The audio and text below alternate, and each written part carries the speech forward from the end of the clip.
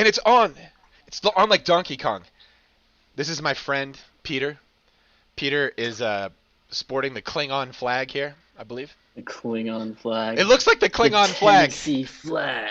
I think the Klingon flag it's freaking awesome. I love that flag. That flag is so badass. Yeah. It's so bold. It's like everyone else is into lines and they're like Red, fucking white, and blue. circles, dude.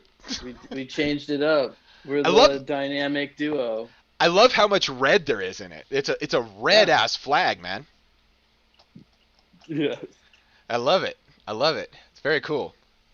When I first moved to this place I live now, which I hope to die in this house, like the I moved around so many times as a kid, and then I moved around a ton as a young man. I'm just like good. I'm good. If I never move again, this is fucking perfect. Yeah. I've seen plenty.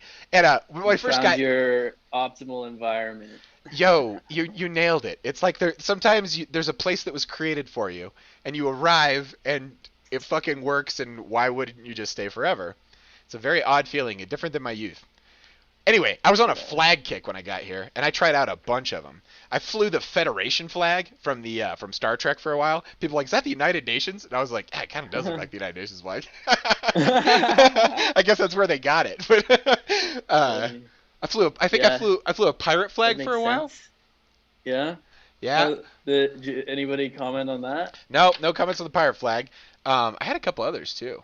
But anyway, flag flying is freaking fun. Flag flying, freaking fun.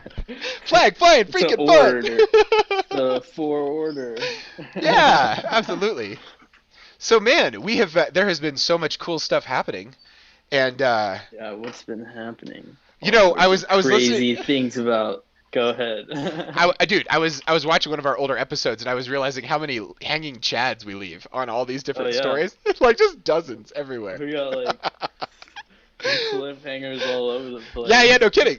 Yo, we could do like a clips show where all we do is just go back and answer all loose threads, episodes one through whatever. Yeah, That would be fun. That would be really fun. clean it up. Yeah, totally. Like you know, really get committed to Dude, your that's a errata. cycle. That's a cycle that you could do. You could go Yeah, crazy for a month, and then I love it. and then backlog it. Backlog it. That's right. And then Yeah, just like and work complete. through it. There was a thread of thought. There's a thread of thought here that goes to a great place. We never got there. So Yeah, we're gonna fix it now. That's yeah, cool.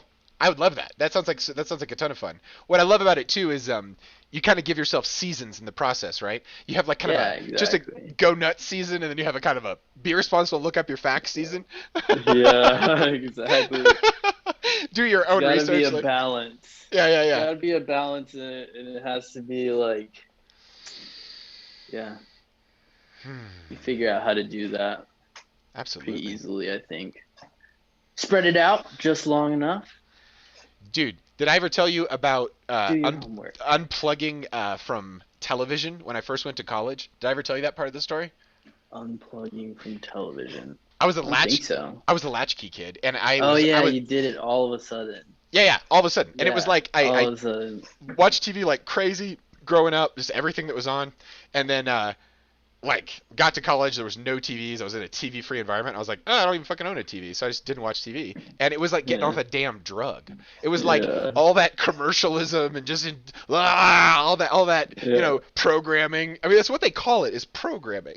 It was like yeah, Programming, it was like a whole literally. it was a whole formatting in time, like leaving my consciousness and being like, "Ah, actually, what do I want to do now that I don't have to Yeah, just hang out at my parents' house or not be whatever?" a part of that. Okay, so my question is, what is does your generation have one of those? Or did you grow up with a certain media when you were young that you had to let go of? And Uh, my generation is different than yeah, me.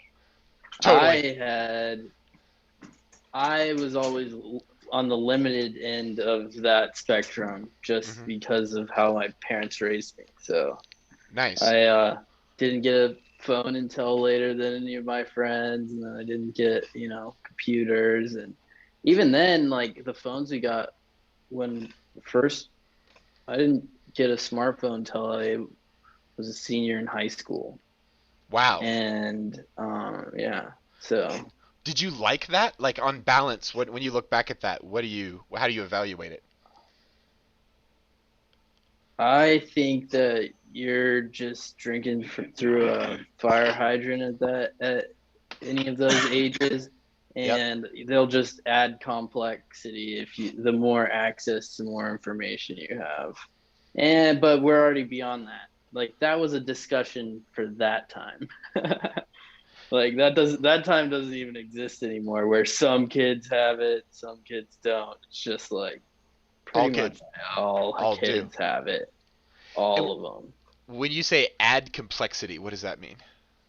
It's like a portal into a whole bunch of different universes Yep. to communicate across with different rules and uh different cultures and all sorts of just different random people to observe in different ways. And when that's pretty disconnected from your reality, so you just have this kind of huge meta space that you have to learn how to navigate. Do you see young people that are truly cool with it? Like it fucking works for them? Like they grew up with it at such an early age that they're just mutants, but in that world, and they're just fine? um Not yet. Yeah, totally. I was thinking the same. Plus it changes. You know that Yeah, yeah, it's revolved so quickly now too. Like I can't even yeah. I Can't keep my up. little brother and sister are their own, like Totally. their drives are so different, like Yeah. so much stronger, but in different ways than they were for me when I was a kid. They just have, I think it's just you take in the way you take in information. You're less engaging and more watching. Gives you like a less I see. So you're more passive? of a channel to, Yeah. like you're you don't spend as much time outward, so that they kind of like a little more keyed up, like their Yeah. attitude toward life is more keyed up like that. But then again, that's like my little brother and sister, and they're fucking little smart bitches too. So The first concert I ever went to was Poster Children, uh, the Red Hot Chili Peppers, and Smashing Pumpkins in the middle. And it was I was 16, and there was this enormous mosh pit, this giant circle of humans, and that was the first time that I was introduced to just actual, just crazy ass. chaos, Yeah, yeah, like yeah. Well, that. and in that first mosh pit, I barely ever talked about this. I just remembered this detail. That first mosh pit, it was Smashing Pumpkins went on, and no one was there yet. It was like there was almost like no one there. And there was a GA section. This is in Kansas City, at like Royal Hall, Memorial Hall, and anyway, this sea of humans spontaneously started to organize into a circle, but then it actually Spiral. spiral would be one sort of shape. It was a circle, and then it Okay. actually pulsated in these various shapes. And I remember being 16 and seeing this and going, "There's like some kind of actual shape of organization to the being that is larger than just one human." And this was a lot of young people flooding their life force into the space around Hmm. them, and it was the space around them was like taking care of them in a certain way. It was like keeping Huh. them together and keeping it mostly safe and mostly injury free, I would say. But Keeping the right amount of space between everyone, but close yeah, enough together to well, not be falling. the way that Like, fish must feel when you're organized as a school, you don't know exactly why yeah, you're doing it, but what you do know is you're fucking in line with that'd the be other crazy to fish. see. Do they have Videos of that do shit? do you think that happens anymore? Because definitely could get drone footage of that type of action. I think what really was is it was kind of a lower drug environment in a certain way. Like Adderall hadn't, and like there wasn't really mass medication of people, young people at that stage. This would be like in the early 90s, and it was around, but it wasn't as prevalent as it was now. I've been at So you saying kids these days are ruined because of their Adderall? No. They just have access to drugs. Like Adderall's like, Yeah. isn't Adderall like basically meth? It's like one molecule off from fucking meth or something like that. Yeah, they had a methyl group on an Right. amphetamine, an extra methyl group. So they're fucking with amphetamines, but it's basically Yeah. amphetamines, right? And they're like, It's like a hey, 9 year crappy old, version of it, yeah. you 9 year old, you crazy kid, what are you needed some legal meth? You know what the fuck? Yeah. Like, I mean, like It's what you were saying, fascinating. what you're saying about energy and how since their universe they can go into all these different places and they're, but you're not really saying they're going into them. What you're saying, what I heard you say is they're sort of passively receiving from all these different cultures and spaces, and it creates like kind Right. of a meta thing for them, right? Which I can understand that. Like Yeah. I get where that would go. When I was first on the internet, I was 6 or 5, and I was on a dial-up modem. And a dial-up modem was a much smaller bandwidth. So the things I got through that very thin bandwidth tended to be things that had a lot of punch and a lot of bang through that space. So I learned I basically learned a whole bunch of like guerrilla warfare skills from the Huh. army warfare manual, which people had like put into different forms of books and put online. And I was like, this shit's the Yeah. best. Like I was a little crazy teenager. But anyway, I got into a lot of trouble. But like, let me think what I was going with that. Funny. Low bandwidth. Okay, those kids, right? Yeah. What I was wondering is, you said they're more keyed up, right? Like their energy can't get out. If you put them in Well, an I think because they environment like that, would spend they do it? their minds are like sped up Sure. inside They're this probably like smarter. virtual environment, so Yeah. they're processing a lot more stuff, Yeah. Yeah. but their Yeah. like interface with the real world is that much more, you know, uh, Yeah. reduced. It's It reduced must. on the other end because Yeah. anytime your eyes are way down way more than they would be before because you'd be up playing around doing stuff. Now they're just like phones, Yeah. computers, Yeah. you know, Makes and sense. Makes sense. I uh, I, there's this line from the Poster Children. It's like, join us in the war against the empire of the board. And bored. yeah, this is Poster, the Junior Citizen is the name of that song by the Poster Children. Okay. It's a fucking great song, and it's like but that came from a time when people could actually be bored. Like I remember vast periods of time when I was fucking bored, and that would be All almost right. impossible. Right around, they would be impossible to be bored if you had like one of these and you didn't have Yeah. restrictions on using it. There'd be no There, boredom. there's no boredom. Yeah. Well, None. boredom is kind of a liminal, like dreamy kind of state because what you've Yeah, done, it's important. you've exhausted all your thinking. You've literally thought Yeah. all the thoughts you want to think, It's had all like the feelings you wanted stalling to feel. out. Yeah, it's like stalling out. But it felt good. I Yeah. mean, it doesn't feel bad. Like I honestly, when I was on this last staycation, we were just talking about this. I felt bored at times. It felt fucking great. I felt I was doing nothing and like nothing felt very relaxing, very smooth, Right. very it's very You just got different. to enjoy that. Yeah. It is nice to try to stay as close to not doing anything as you can for a while. It feels cool. I just Yeah. we were no, I just we were I love doing shit. I love doing work. I love working. All the Working's time out fun. here. Yeah. Yeah, totally. Making Yeah. shit like when I'm working my day job, I'm in one kind of flow technically with IT and stuff. And I have tons of crazy cool ideas about shit totally not related to work. I just grab them as notes, and then Right. on my off hours, I try to realize those things. And I find that I get just the most joy out of it, just letting it be intrinsic and letting Yeah. the flow of activity.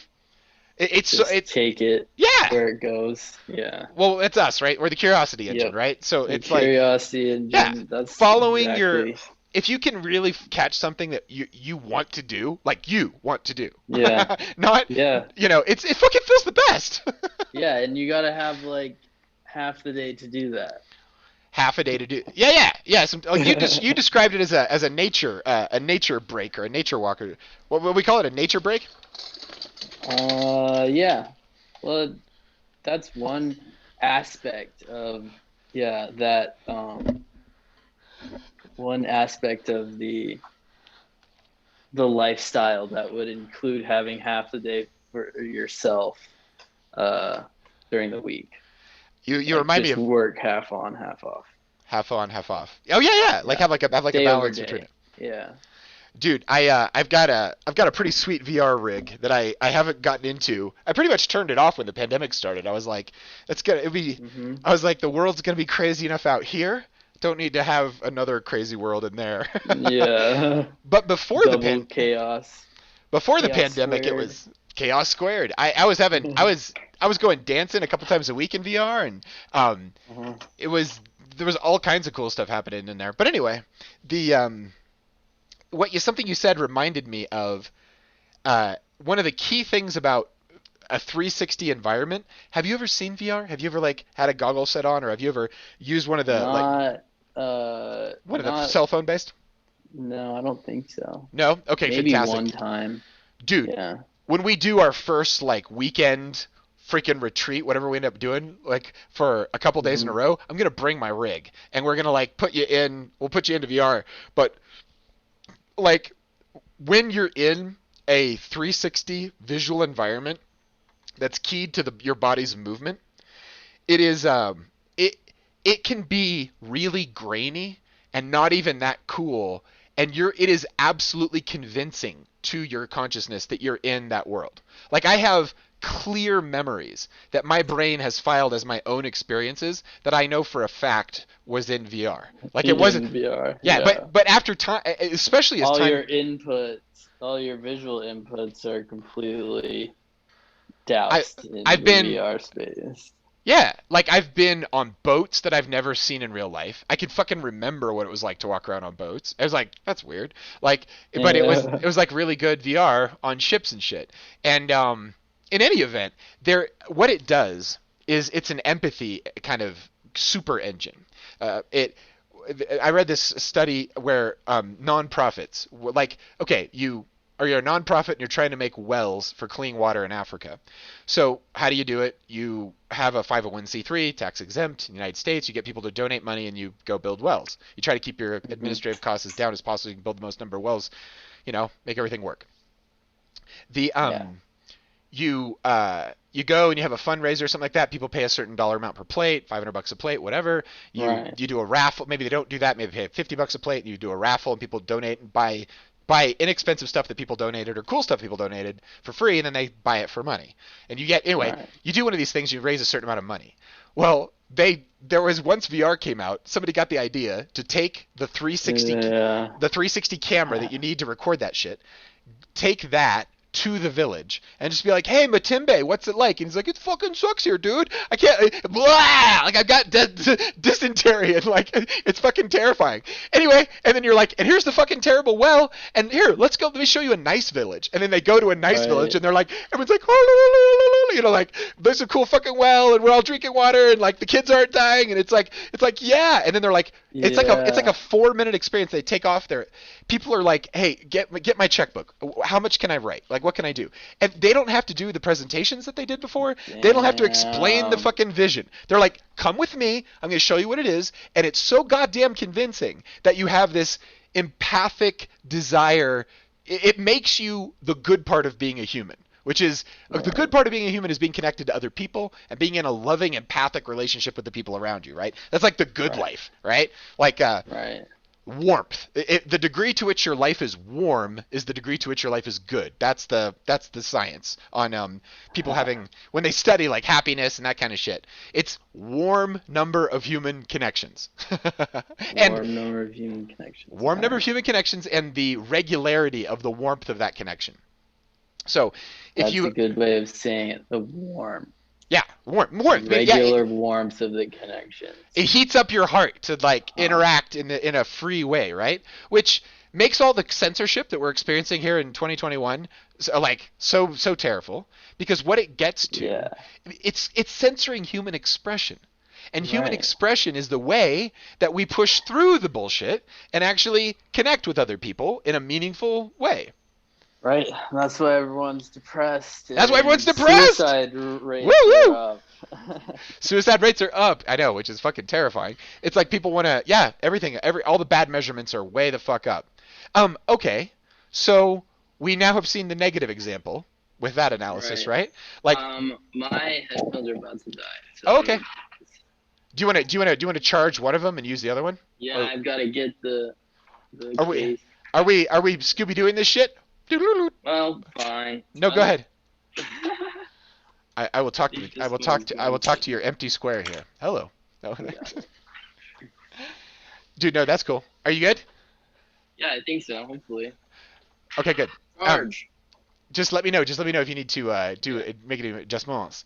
Okay, so that little 4 minute hit of going to Africa is like is a little bit. But you know what I think about is if I was if I put myself back in like the space I was at when I was 5 or I was 6 or 7 or whatever, or as a young kid, or even like I can remember that time pretty clear, or like a young adult, the amount of information coming at you would, I think, like you're saying, it could be quite paralyzing because you're being introduced to so many different contexts. What's your context?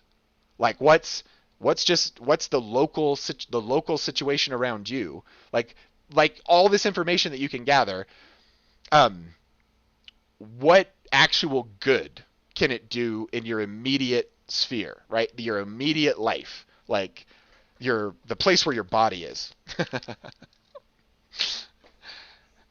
I think I think it could get overwhelming. I think that's what I'm getting to with this. Oh, I'm losing you, but that's all good. I think it could get overwhelming in a very particular and powerful way. Particular in the sense that what kind of worldview do you form when all of that is coming in like all the time? Yeah. Yeah. What does that fragment reality coalesce? Does it fragment? Do you just have like a bunch of different selves for each one of these environments? I think so. That's what I've been kind of working on in one of the papers I've been trying to write to my sister. Is kind of like look how I see that and like how you can fragment in different environments because you drop into all these new environments at different times in your life. You kind of need to realize like how the structure of some of these different environments impact how you looked at your life at that time and You know, I how you engage with them maybe. it seems like it would never be a better time to know where the absolute center is for you. What is the center of it all for you? Because then, if you can really work from a truly centered place, then all of this stuff becomes like a buffet, like an infinite buffet of awesomeness in front of you. Turn off the bad Yes, stuff, look at the good exactly. stuff, and then and then creative once if you can find that center piece, that center place, then creativity can literally be the way that you just express out from there all of the emotion and the whatever whatever you want to. I think making stuff, like creating stuff, would be super Yeah, important because when you're creating taking stuff is very important. you're taking so much That's in, you got to do something with it, and when you do that yeah. you will then be empty and you can take in more, but like You put it out. You have to put something. You have to push yeah, energy through your little yeah, system yeah, and create something that you like, or yeah. create.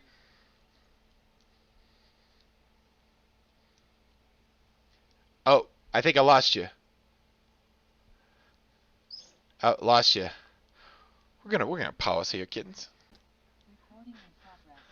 Boom, boom. The Yes, future arrives like almost immediately.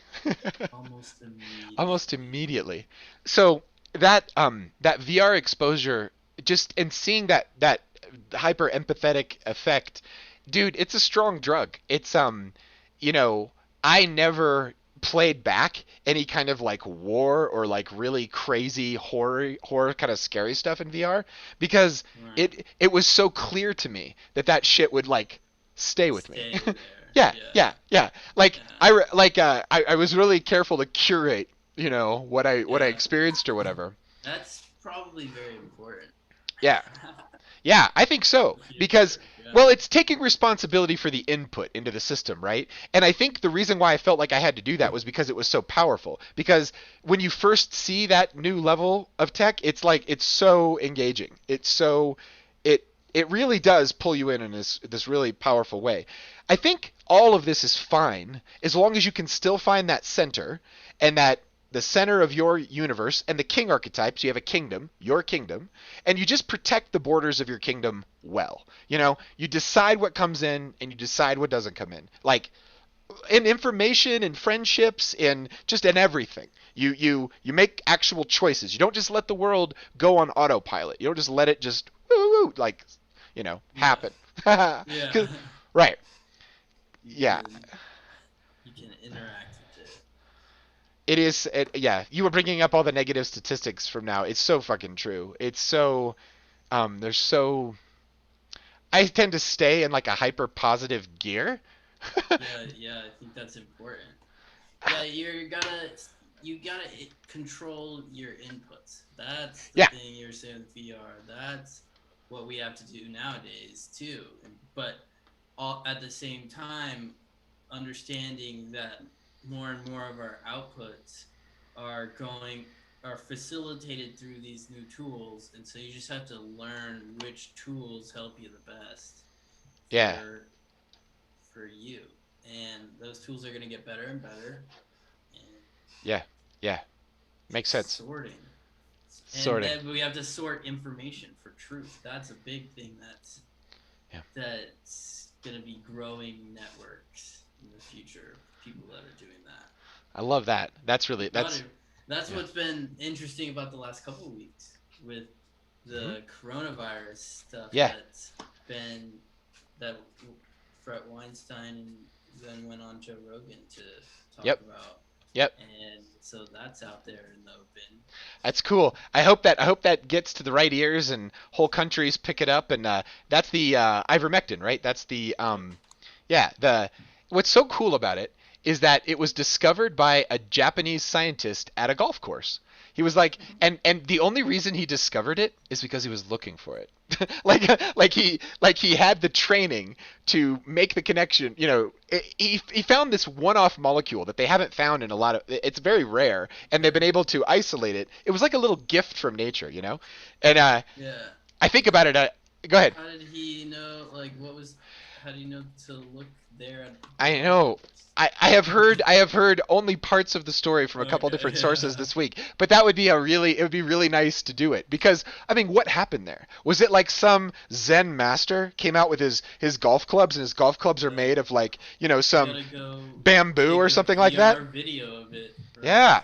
Like his master was like a golfing expert and had like made these bamboo perfect clubs and they've been passed down through this tradition for years, and he goes out on the golf course and he like says he's like crack and it's like and a ridiculous Right, hole in yeah. one, whatever. And then it's like the universe and God just smiles, just da da da da da da da da. And then this dude comes by later and he's like, dude, there's this really cool little thing in the soil here, man. And it like Yeah. saves Ivermectin right here. saves whole villages in Africa with the water blindness, and Yeah. it's super safe, and it's just like, what's crazy? I got ivermectin before the pandemic started. The summer before the pandemic started, I there were foxes that would come to our home, and they would go around the house, and they would have mange. And I looked up online, like, what do you do about mange in Yeah. like animals? And they're like ivermectin. It's like a delouser, like an anti-mite kind of thing. Yeah. Yeah, Anti-parasitic. anti-parasitic. It's an anti-parasitic, Yeah, antiviral, yeah. and like a anti-inflammatory drug. It's So my three wife and I, drugs. we took the ivermectin, we put it in fox food, and we put it out for the foxes so they could do their thing. I don't know if we actually ever noticed any results or anything like this, but it was fun. So like literally through the entire pandemic, like right back here in the Earth's refrigerator, I had like a pint Yeah. of ivermectin in my Ivermectin. yeah. Yeah, It's no, like and that's the thing. Like I've heard personally of yeah. people who have gotten ivermectin from a veterinary clinic to use for COVID instead of like dealing with doctors. It's the same The stuff. same stuff. You just have to. Yeah. It's the same thing with any substance. You got to get purity of source, so it's a good medical lab you get it from, not Right. just somebody's making ivermectin Yeah. moonshine, or whatever. And then you got to get your dose right. You got to get your Yeah. delivery right. You just have to figure out what those things are, and It's you can be crazy. done. Yeah, yeah. Just get it. dude, and it's it is, and I got it on Amazon. I got it on Amazon, like, and it was in the animal health section. It was like it was for That's horses or fucking something like crazy. that. Yeah, totally. I wonder if you could still get it on Amazon. Probably not. I don't know. I'm I sure. doubt it. Let's check, dude. Do you think it's a supply and demand thing, or you think it's a sense? I can't imagine that Who if it knows? it's legal to Probably sell. both. It's legal to sell for animal use I like that. know, for animal use, but I guess it'd be. Does it have to go through some sort of pet store, or is it I the don't. other stores? That No. I mean, that's when I got a chance to travel in India in a couple years ago, and in India, all of the pharmacies are just open. You walk into any pharmacy in India, in the country, and you just tell them what you want, and then they get it for you. And you pay the real price of what it costs to make a drug. So when I'm a type 1 diabetic, I get a little vial of insulin. It costs I think $1,200 a month. There's actually there's insulins I would like to use, but they're so expensive I don't go for it. But I get really good effects with the insulin I can do. But if when you go to India, they will sell you the same bottle for the equivalent of less than 5 cents for the bottle. And so that's how much it costs to make insulin. But because of our fucked healthcare system in America, it's like $1,200. And that's the insurance price. They just overcharge insurance, and it's crazy. My wife had a near-death experience last a while ago, a couple years ago. She's fine now, good recovery. And when she was in the hospital, the actual surgery that saved her life was retail $3,500. I'd pay it in a heartbeat, go into debt to do it or whatever. They wanted to keep her for 7 days, but we actually like freaking rousted them and got them down to like 5 because she didn't even need to be there after that time, and that was $100,000. to stay. Yeah, $100,000 for a hotel with literally the shittiest food you've ever seen and the craziest fucking people. And the only good thing about it is that it's got that doctor there and that fucking operating room, and they can do that surgery. Which actually, it's life-saving surgery, wasn't that expensive. Right next to it. Yeah, W- right this- next to it's just to be next to the machine that's supposed to work fast enough to keep you alive. If we didn't have Rent. if we didn't have Rent insurance, floor space. I have a good job with great insurance right now, working this IT that I do. And if I hadn't had that, we would have gone totally into debt, like bankrupt. It would have been the worst. But because of it, it was capped at a very reasonable amount that we had to pay, which wasn't that hard to pay. But it was a complete scam. It was like look at the size of hospitals. Look at all the empty space in them in the United States, and you can just see where this is money. It's just like shit tons of money. It's like in Colorado, we've been spoiled since 2014 when we legalized cannabis because we wrote into the law. It was the first like recreational cannabis in the world at the time because Amsterdam had done away with theirs at a certain point, but it was very strict. Cannabis in Colorado is literally the most regulated substance in the universe.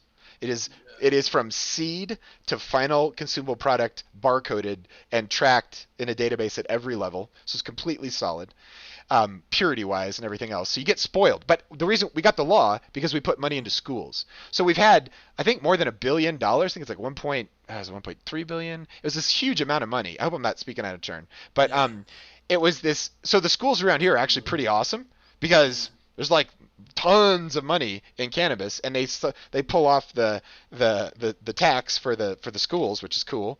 I don't mind paying it. It's cheaper than other options. Right. when you think about purity of source and dealing with the black market, it's like it's a real treat to not have to. Yeah. But anyway, why you think about it? Why aren't schools like just opulent? Why don't we pour just shit tons of money into schools just everywhere? Colorado's amazing for that reason, but it should be everywhere. Yeah. Yeah. Well, schools, they're their own sagging cesspools of money dumpster fires. Okay. And yet there are sweet heart teachers in there that are trying to reach through to those souls, and they're there for Some them. of them are. Some of them are. Some of them are. We need to figure out how to rig this incentive system because it's carrying around. It's just created a lot of weight. Absolutely. The wrong Absolutely. spots of these creatures that are universities. Totally. You're talking about technology changing so quickly.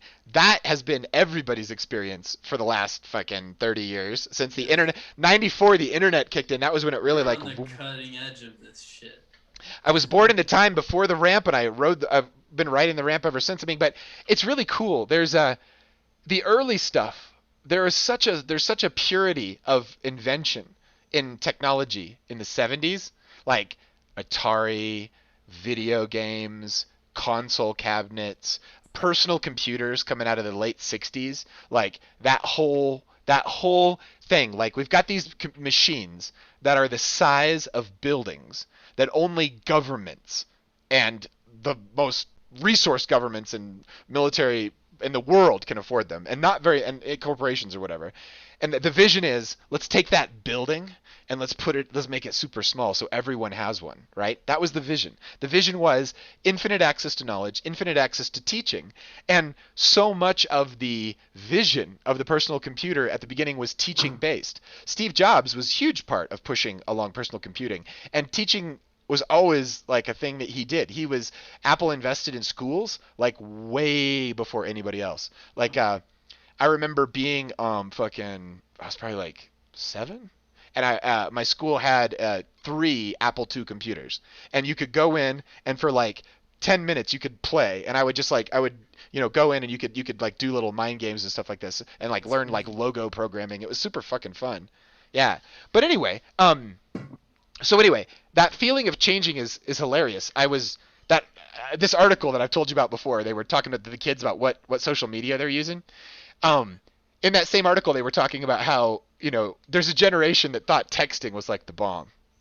Those people are older now. Yeah. And I remember that crew. I remember when those kids were kids and they were like, texting is like everything. It's like the thing. And then I was just like, oh, you just wait. and then to watch, they're like, what do you mean? It's like right behind you, Snapchat. Like you look like dinosaurs to these other humans. And that feeling. Yeah, go ahead. That feeling that happens all the time now. Yeah. It's just like, well, yeah. I feel like more people are falling into the bigger buckets now. Yep. And there was a lot more diversity, different people moving around. But now there was a lot more diversity. Like diversity in like where people were on the internet or in communication. Like, yeah. Were they texting? Were they over here? Were they doing that? What messenger were they using? Where were their communities at?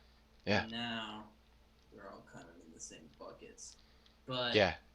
But I see there's different ways to use them for different things, and you can find different types of communities that you want to sample across different apps, and you just get really specific about what you're looking for with those accounts.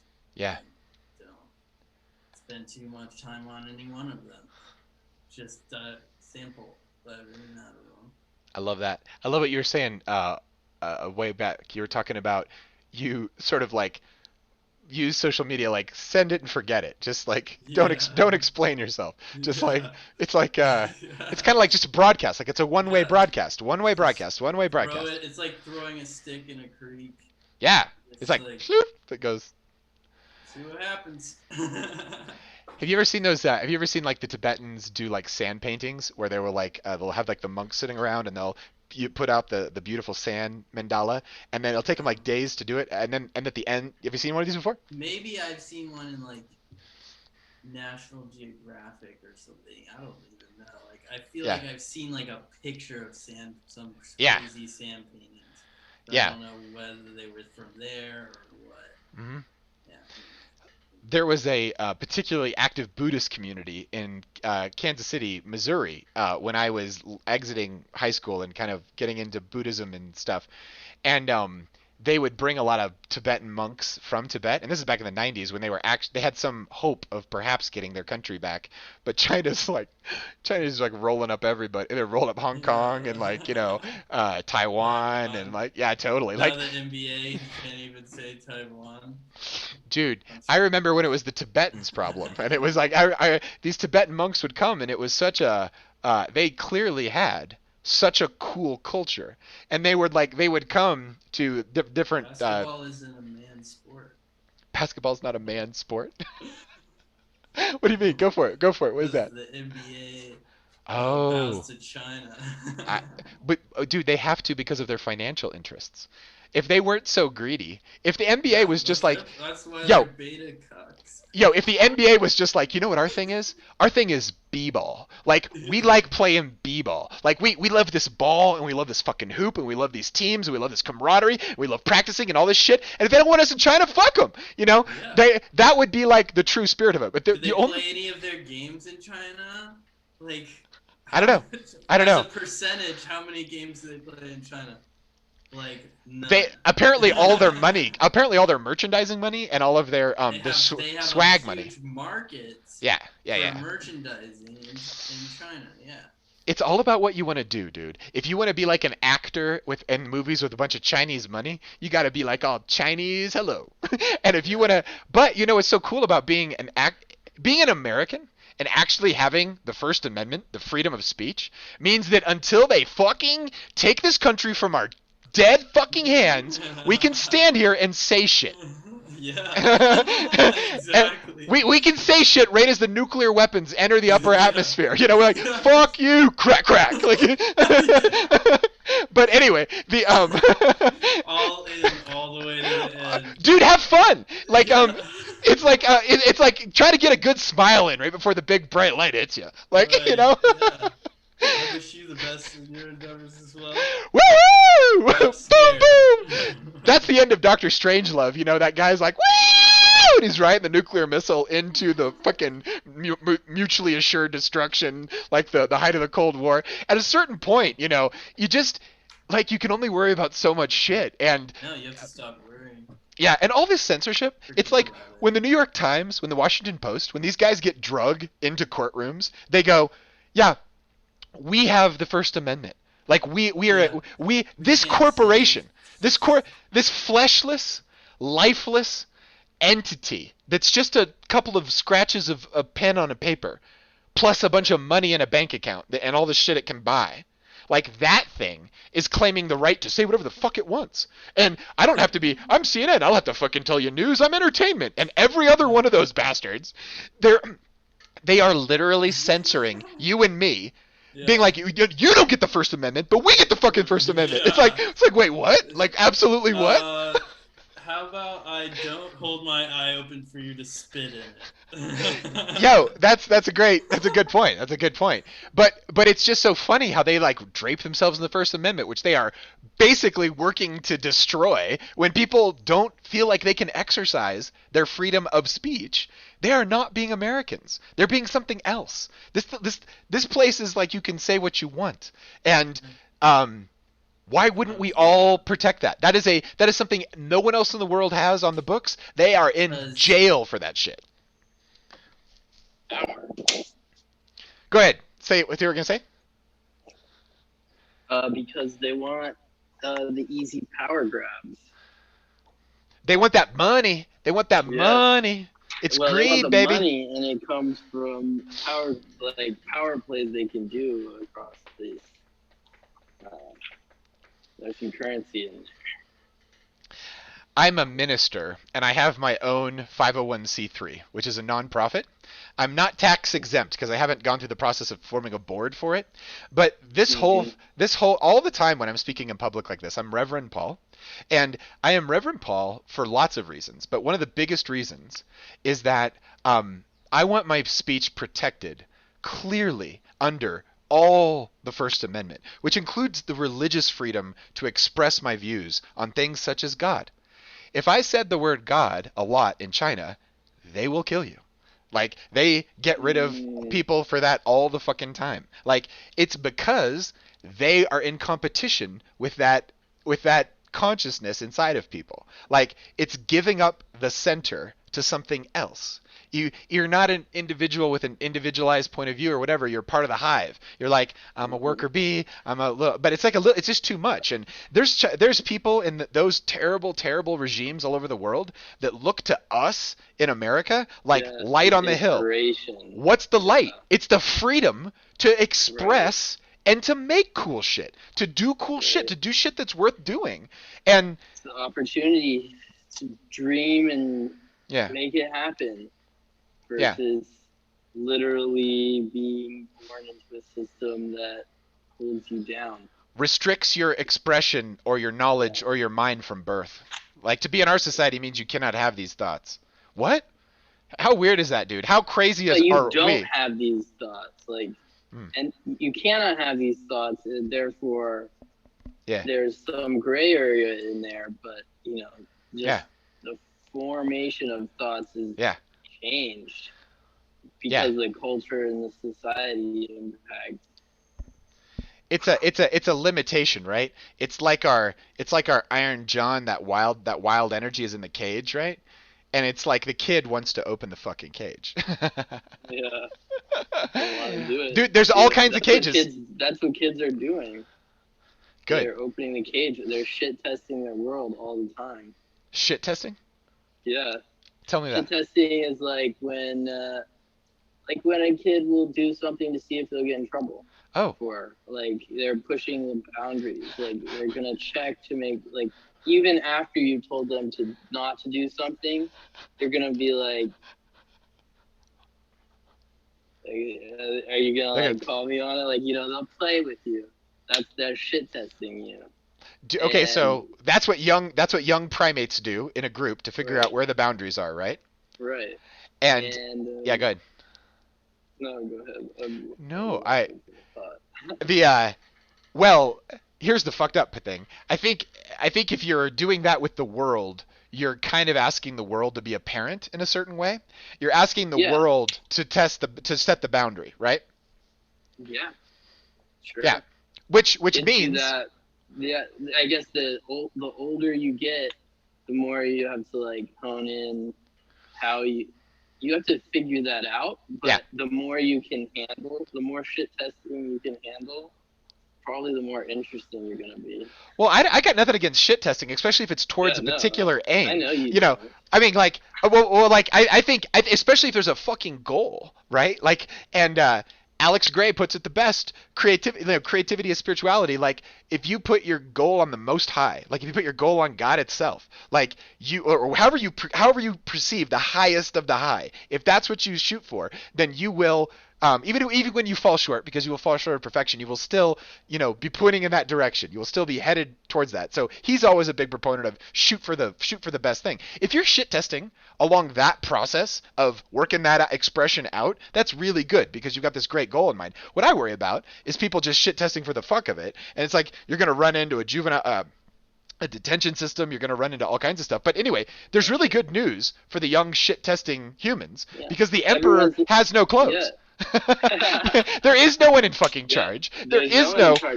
But that's what the thing. Everyone's shit testing to find patterns in their life, and the better structure that they grow up in, like the better systems that they have to, kind of get them in sync with what they actually want to be doing with the rest of their life, the better.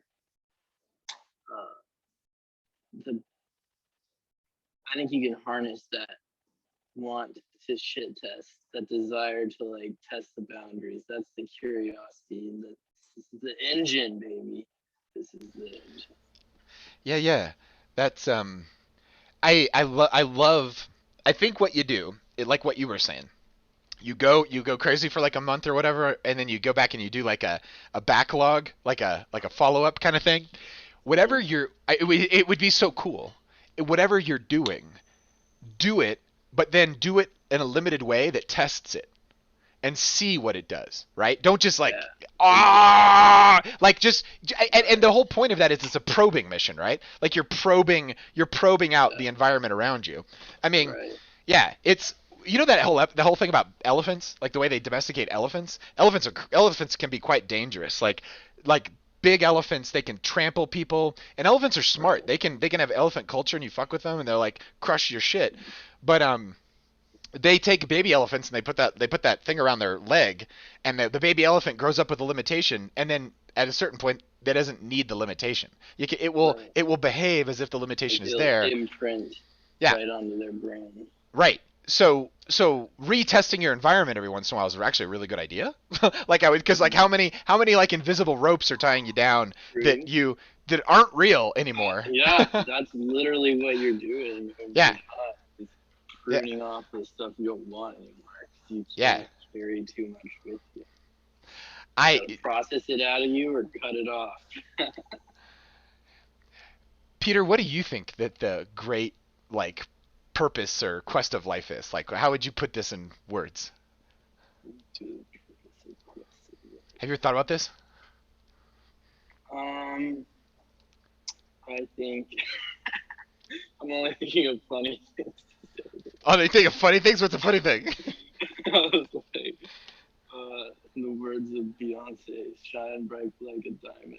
Shine bright like a diamond, dude. Yeah. That's awesome. I love that. Right. That's a geometric form. That's a source of light within. That's reflecting the light out in all directions. That seems like a fucking great description of a pretty high state of bliss. Yeah, just you have to kind of manage your constant flow and your transitions between all the different things that you want to do. That you used to think of that as like expectation management, and it is. Yeah. But you can intrinsically manage your expectations if you just manage your body's like health, essentially health of your body and mind together. Nice. And So you're most of that is you have to be trying to create something. yeah. Yeah, try to create something. Manage health, manage mind, manage body, healthy body. Yeah, healthy mind. I like it. That sounds like mostly an anatomy of a healthy life or a healthy person, right? Yeah, totally. I love that. I love that so much. I think that what we focus on is so important, right? Because if you focus on something quite high and quite beautiful and quite boundless, like there is it's just a natural energy that kind of arrives. Yeah, You can use this for being. you can use it for anything you want. You can use it to make the people around you happy. You can use it to make yourself more whatever you want to make yourself more of. Like you get to Yeah. decide, right? You need to push yourself around, you know? Yeah, yeah. And play with what direction you're throwing yourself. Well, this is why I like the description in Douglas Adams' Hitchhiker's Guide to the Galaxy of the Frood, Yeah. the hoopy Frood, the deeply hoopy Frood, the just a regular guy who just can get around and he's wearing his towel. It's kind of I mean that book encodes such a philosophy, but Right. We'll tell and why. I like the combination of freedom. I like the combination of adventure. I like the exploration mode, and I also like the the world's gonna blow up. We're gonna have a beer, then we're gonna jump on this spaceship. Like Yeah. it's Hopefully we'll make it. hopefully we'll make it. It's like we're not stressing it because why would you do that? Like Yeah. it's such a nice, relaxed, feet up summer day in sunny Right. England where that thing was written or whatever. Holding it together. Yeah, You yeah, know? yeah. We do these things and we hold it together. Douglas Adams, Tolkien, England's got some writers, man. Yeah. The English language. The Yeah, English language. the most complex language there's ever been. English. Yeah. But man, seems like it's bad at certain areas. Tell me what are the limitations you see? The limitations, talking about like emotions and just like how the communication around labeling and talking about feelings and psychological topics. It seems to be lacking in language. Do you think there's other languages that do it better? I have no idea because I am completely centrist and only know English. Well, the cool thing about English is that it draws heavily from German and French, and it inherits a lot some Italian. It inherits the Romantic languages. It's kind of the mush pot at the Maybe middle we of just all of need those. more people to be able to speak the language. Speak English? Probably. No, like the language of psychology. Be Oh, more fluent with that. yeah. What would you recommend that people learn to get good, fluent psychological understanding? Dude, that would be a great idea for something we can catch up on and do later. That's Good awesome. research idea. Okay, I've heard. Okay, my most. Language. If I was going deep psychology, there's this stuff called Mhm. self therapy that it's found its way on my radar a few times. Yeah, it's Okay. kind of like a therapy that you can do with oneself, and I thought that was You have to, kind of like, cool. Journal in a certain way. or I don't know. something. I haven't even looked into it at all. Journaling's great though. Like, totally. Have you ever done any of Jordan Peterson's stuff with his writing exercises and stuff? I started it. Dude, let's do it. I started it too, but I never finished it. Let's do it. We'll do the JP writing. That would be, dude. That shit. I have started that thing like I bought twice. it like right when he put it out there, and then I was doing it at the beginning of this year, but then I didn't. Have you ever taken your Big Five personality test? Whatever. Agreeableness, neuroticism. I don't Those. know what I am, but yeah, I have. You've done it? Okay, cool. You've got it I've somewhere. done it. I don't know whether I have it or not. I love it. I took those things in passing when I was a kid. I was like, all right, cool. Like, I started that writing yourself course. There's like 3 levels, and I picked one of the levels, and I got into it, and it got so deep and so intense. I was just like, I've got some unanswered questions here, and like I basically I've started it several times, but it really triggers a quite powerful. Like, I know you're just supposed to I fucking always finish look at it. like, yeah, this kind of makes sense. Yeah. And I look at all the questions, and I remember like, well, I'm just like running all these analysis on like how maybe if I like answered certain things differently, how it would adjust, and I'm just like, I don't know, I don't understand this. I hear you. I totally hear you. But I've always found them interesting and helpful. I just have not. Yeah. It's not like something that I've ever gotten manic about. No, that makes sense. I get manic about all kinds of things. Totally. Lots No. of people get manic about so many things, and I hardly ever. Yeah, that's cool. Think about anything. What I really dug about it was that I believed in the power of it. I was like, dude, if I can frame my future state through this process, I will live through that future state. And I was kind of like, whoa, like I had a bunch of, I mean, I don't know, like it clearly will work. I can understand Your it will work. imagination is just dumb off the charts. Growing up in your mind is. I want to make sure it's for good. I want to. Slingshot. Totally. What's one of the cool things about English and knowing English is all the good programming languages are in English. So knowing English is pretty much a prereq to doing any really serious programming because Doing anything serious with technology. Well, you can do. It depends on what level you're working at. Like, because you can have a Chinese platform and a Chinese cell phone or whatever, and you can do all kinds of stuff on top of it. But there's all this shit that's happening underneath it, that, like, spying on you and everything else. But that's why Keeping tabs. we should all know how a computer works from the fucking atoms up.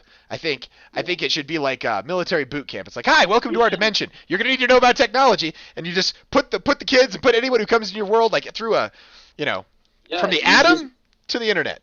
Yeah, and you can create that school funnel that just introduces kids to more and more aspects of different things. Well, aspects of different ways different things work, and then while looping back and teaching the systems and the intricacies of those things. Probably create like a dot matrix of experiences, and just like there's different layers of the of depth of each of those experiences, and then somehow you can like direct your own school adventure through the yes. Yes. That's exactly what one should do. That's exactly what one should do. Like, and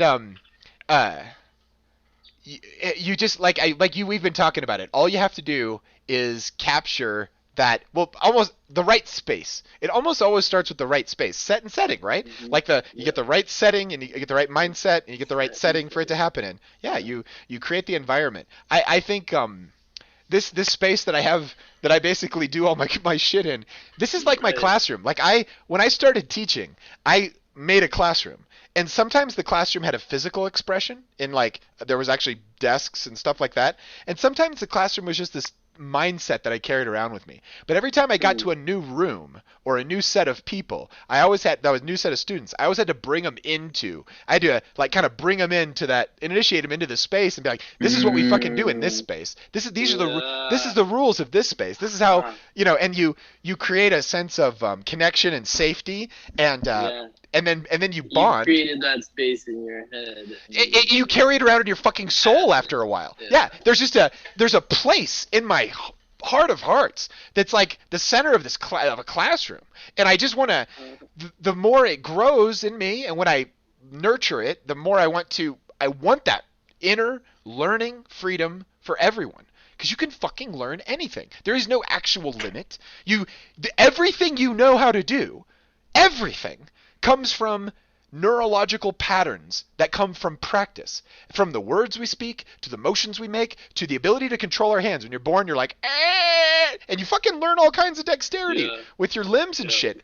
And Yeah. this is all fucking practice, I, dude. Yeah, my little nephew, he's Yeah. like, he turned 1 a couple weeks ago, like last month or something. Yeah. Yeah. He's so smart. But he I went to the aquarium with him last week, and he had figured out how to unbuckle his seatbelt, but his finger literally wasn't strong enough to press the button. Oh no, so he's like, He fuck, was I'm just too weak, I'm too trying- weak. He was just trying to, but he was like super chill about it. Oh. But he was like trying to do it. He just couldn't make it happen. But he had it all figured out already. Dude, have you ever seen that baby sign language stuff? Man, maybe a long time ago. I remember seeing all sorts of stuff when I was younger. Oh, my brother used it when he raised his kids, and the science behind it is that the infant has intention at like 8 months, but the vocal cords, they don't have control of the vocal cords enough to be able to say the thing. So kids, a lot of times from the early stage on, they're just fucking frustrated because they're like, like you want to. Yeah. And so what you give them, chomping at the bit to communicate.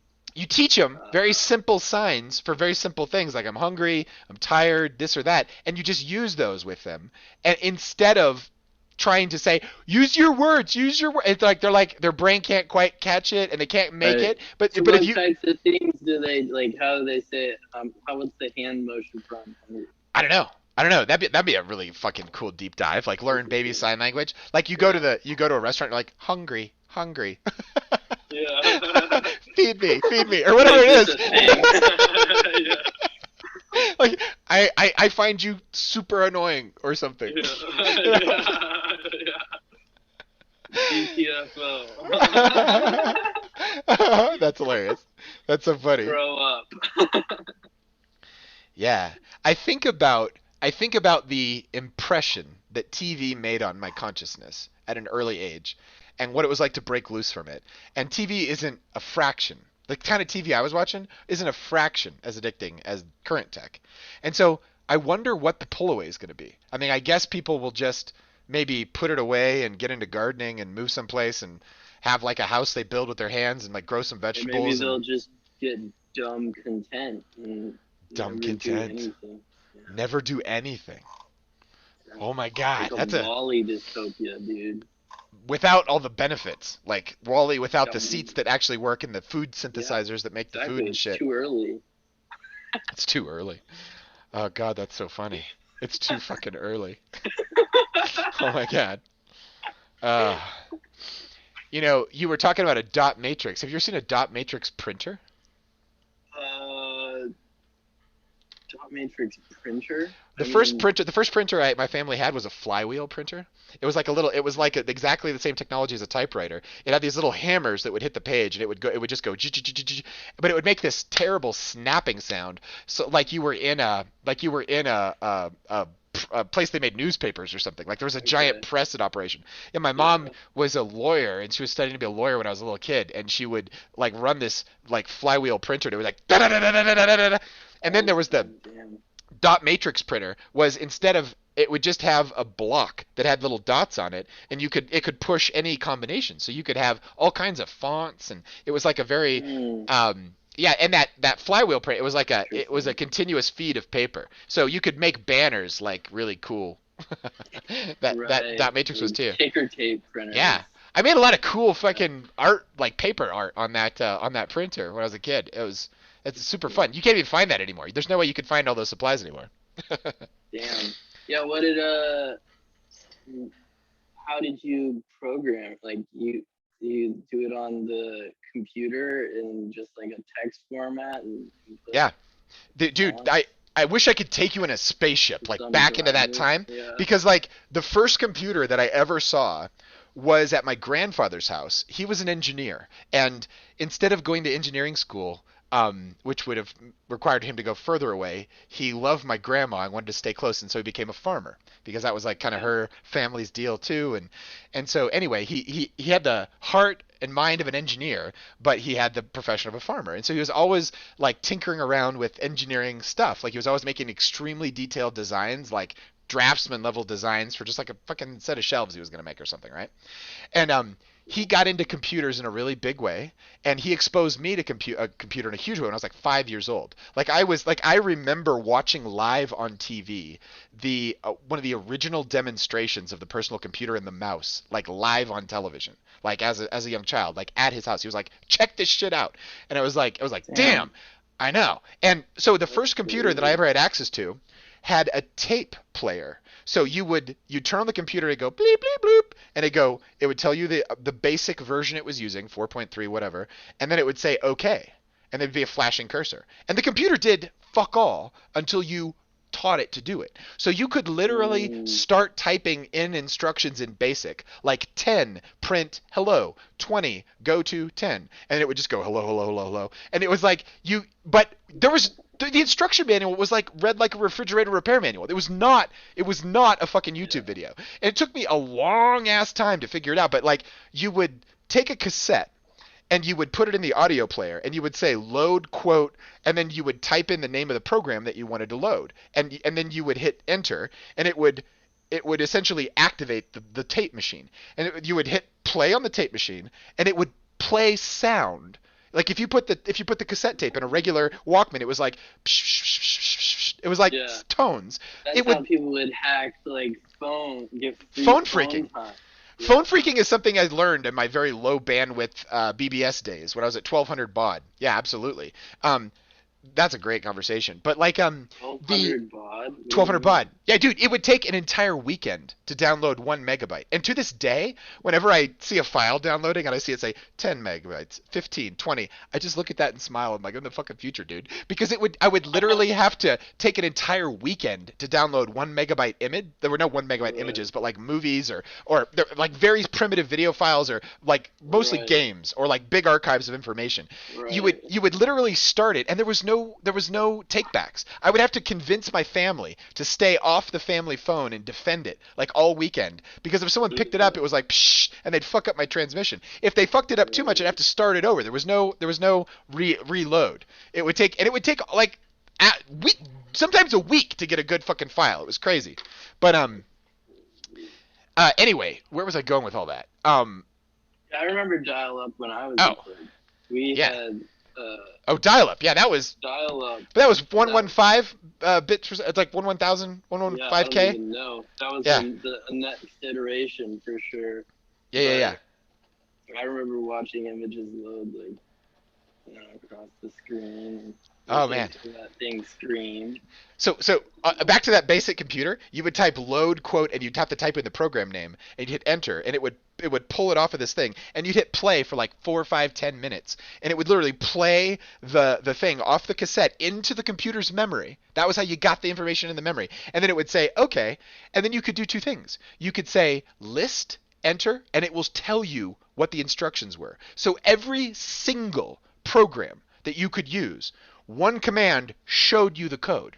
And you could change the code. You could put your own name in it. You could say, I made this program. Or like, you could look at how it made the graphics. You could look at how it did everything. And so you were literally looking under the hood from the jump, and then at the end you type run, and then it actually runs the game. But if you saw a particularly cool game and it was like, how the fuck did it do that? You could figure it out by going into the code and like tracing it through and getting into it. And so cool. It's so fucking cool because it's so creative. I'm trying to convince my brother that he would enjoy that stuff because he's like a Minecraft nut. Yeah. And he kind of wants to do engineering. Yeah.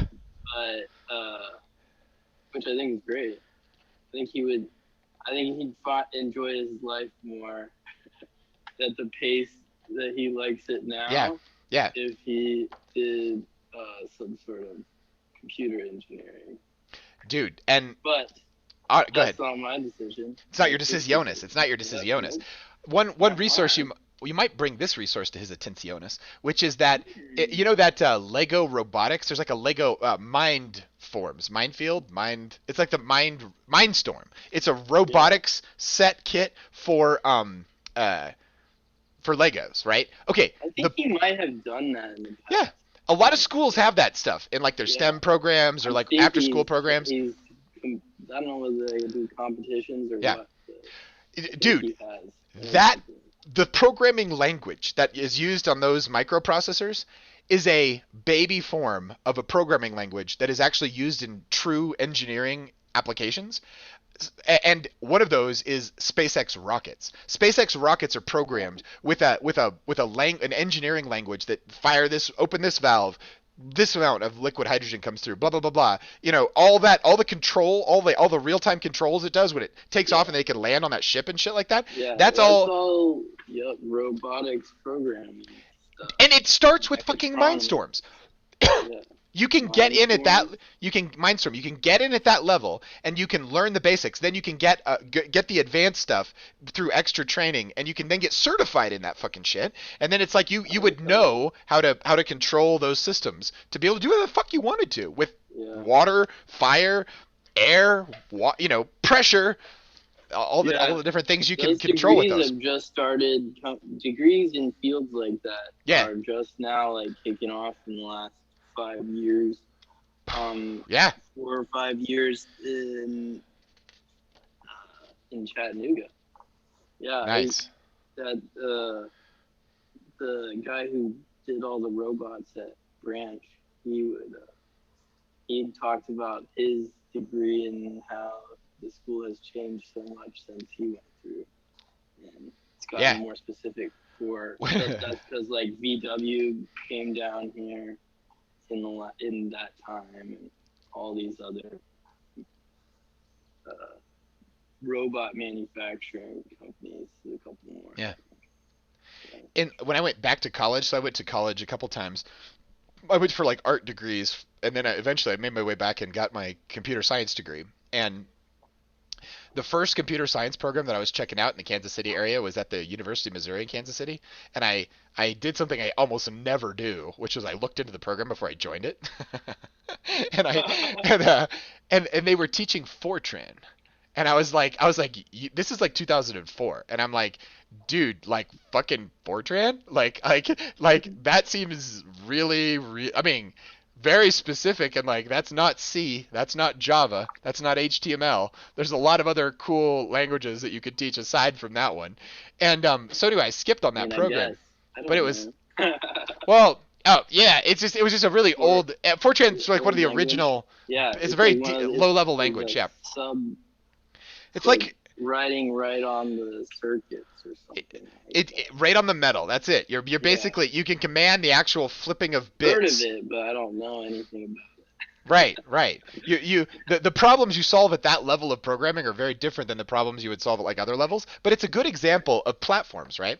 So like somebody writes a platform or like a computer language, but they have to write it in a language, right? So it's in English, right? So you got like the syntax of how English works is Yeah, the same way that the programming language works because it needs to it's a work. Yeah. language abstraction that ultimately results in flipped bits, but part of it's hardwired into the actual programming language structure itself. Yeah, yeah. So, Whoa. but in any event, at one, so when you're just like turning on a platform like a Twitter or something, you are riding on top of a business model and a whole bunch of bits and a whole philosophy that is like, let's put this guy to work making content for With our a few advertisers. levers. Yeah. With I a few know. levers to do specific types of actions. Yeah, dude. Did I ever that Have you ever heard of the yellow dots in printers? No. Okay, this is crazy, but it's fucking true. Uh-oh. Inkjet printers Uh-huh. um, had this thing in their firmware. And this thing would, anytime you printed a poster or a fucking anything that could be like a bill that you would put on a wall, right? It would put these little yellow dots that you couldn't really see very good with the human eye, but when you get out a black light, you can fucking see these little yellow dots on the side of the printing. And Hmm. it is a tracking technology. So if there's some poster that shows up somewhere, they can shine a light on it and they can see these dot patterns and it will reveal the specific printer that made it. It's a secret thumbprint on a fucking printer.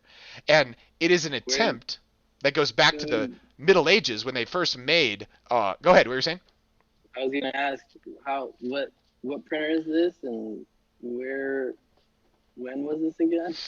Okay, recently, and I think they still do it. I mean, it's like you go into a Best Buy and drop $40 on one of their cheap printers, it will do something like this. It will print a secret code that you can't see, but with the right knowledge of how that happens, you can decode it. And it's back. It's a. It. They are trying to make so there's no free press. No free. Think about what a press is. A press is it's Gutenberg, right? It's the printing press. Think about the power of broadcasting information when it was you had to like line up the little pieces of wood and you like press the paper against it, all that shit. Like it broke the world. We had a world before that was mostly stories, and all of a sudden, once you have printing presses, people start getting literate, and now they're not. Now they can write their own stories. They can make their own books. They can tell their own truth. And it's been a problem ever since. Right. And this is just Yes. this is like the latest version of it. You know, it's like massive corporate censorship. It's like, you know, keep everybody basically kind of poor so that they don't have the resources to say all the shit they might want to say or do all the shit they might want to do because that would be Yeah. too much change in the world. You know, it's like, I mean, it's a thing. I remember. Um, anyway, it's good stuff though. That's so interesting. Yeah, yeah. I can't decide whether I need a typewriter or it doesn't matter. Dude, whatever you need, whatever instrument is required to get that from inside out, right? Yeah, it's like Whatever instrument does it is cool. Yeah. Whatever mode or method does it, yeah, Yep. yeah. Doesn't matter. Doesn't matter. What matters is the content, the payload. The payload is what matters. Make sure there's a goddamn payload. Yeah. Not just la la la la. You know, there's emptiness, emptiness, emptiness. Yeah. Oh boy. Gotta stay on the creating end of it. Woo! I love it. I love it. Are we? Manic end. Say the last part again. You gotta stay creating, not manic.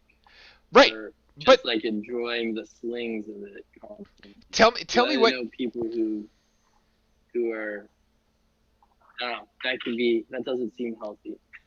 Tell me what doesn't seem healthy. Like you have to be creating. Like you can enjoy like thinking about wild stuff, but you need to like apply it Oh yeah. or you're just gonna kind of Or you're just you're gonna delusion yourself. well, it'll be a mental current, but when the mental current can attract enough energy where it has your body's involved, and then like Yeah. actual materials in this world are involved, and then something cool comes out. I mean, that's really the process, right? It's like bringing it That's from the another world to this. satisfaction. Yeah. Yeah. It's satisfying to try. It's satisfying to enter in the process. Like the output of it isn't always like the important part, but it's No, also, I mean, it's a total luxury to have the space to be able to do it. But I think it's like a human need. Like it's a little, luxury to have the option to be free. yeah, right. But it's Yeah. also a right. It should be a right Choose to what be able you're to gonna- play.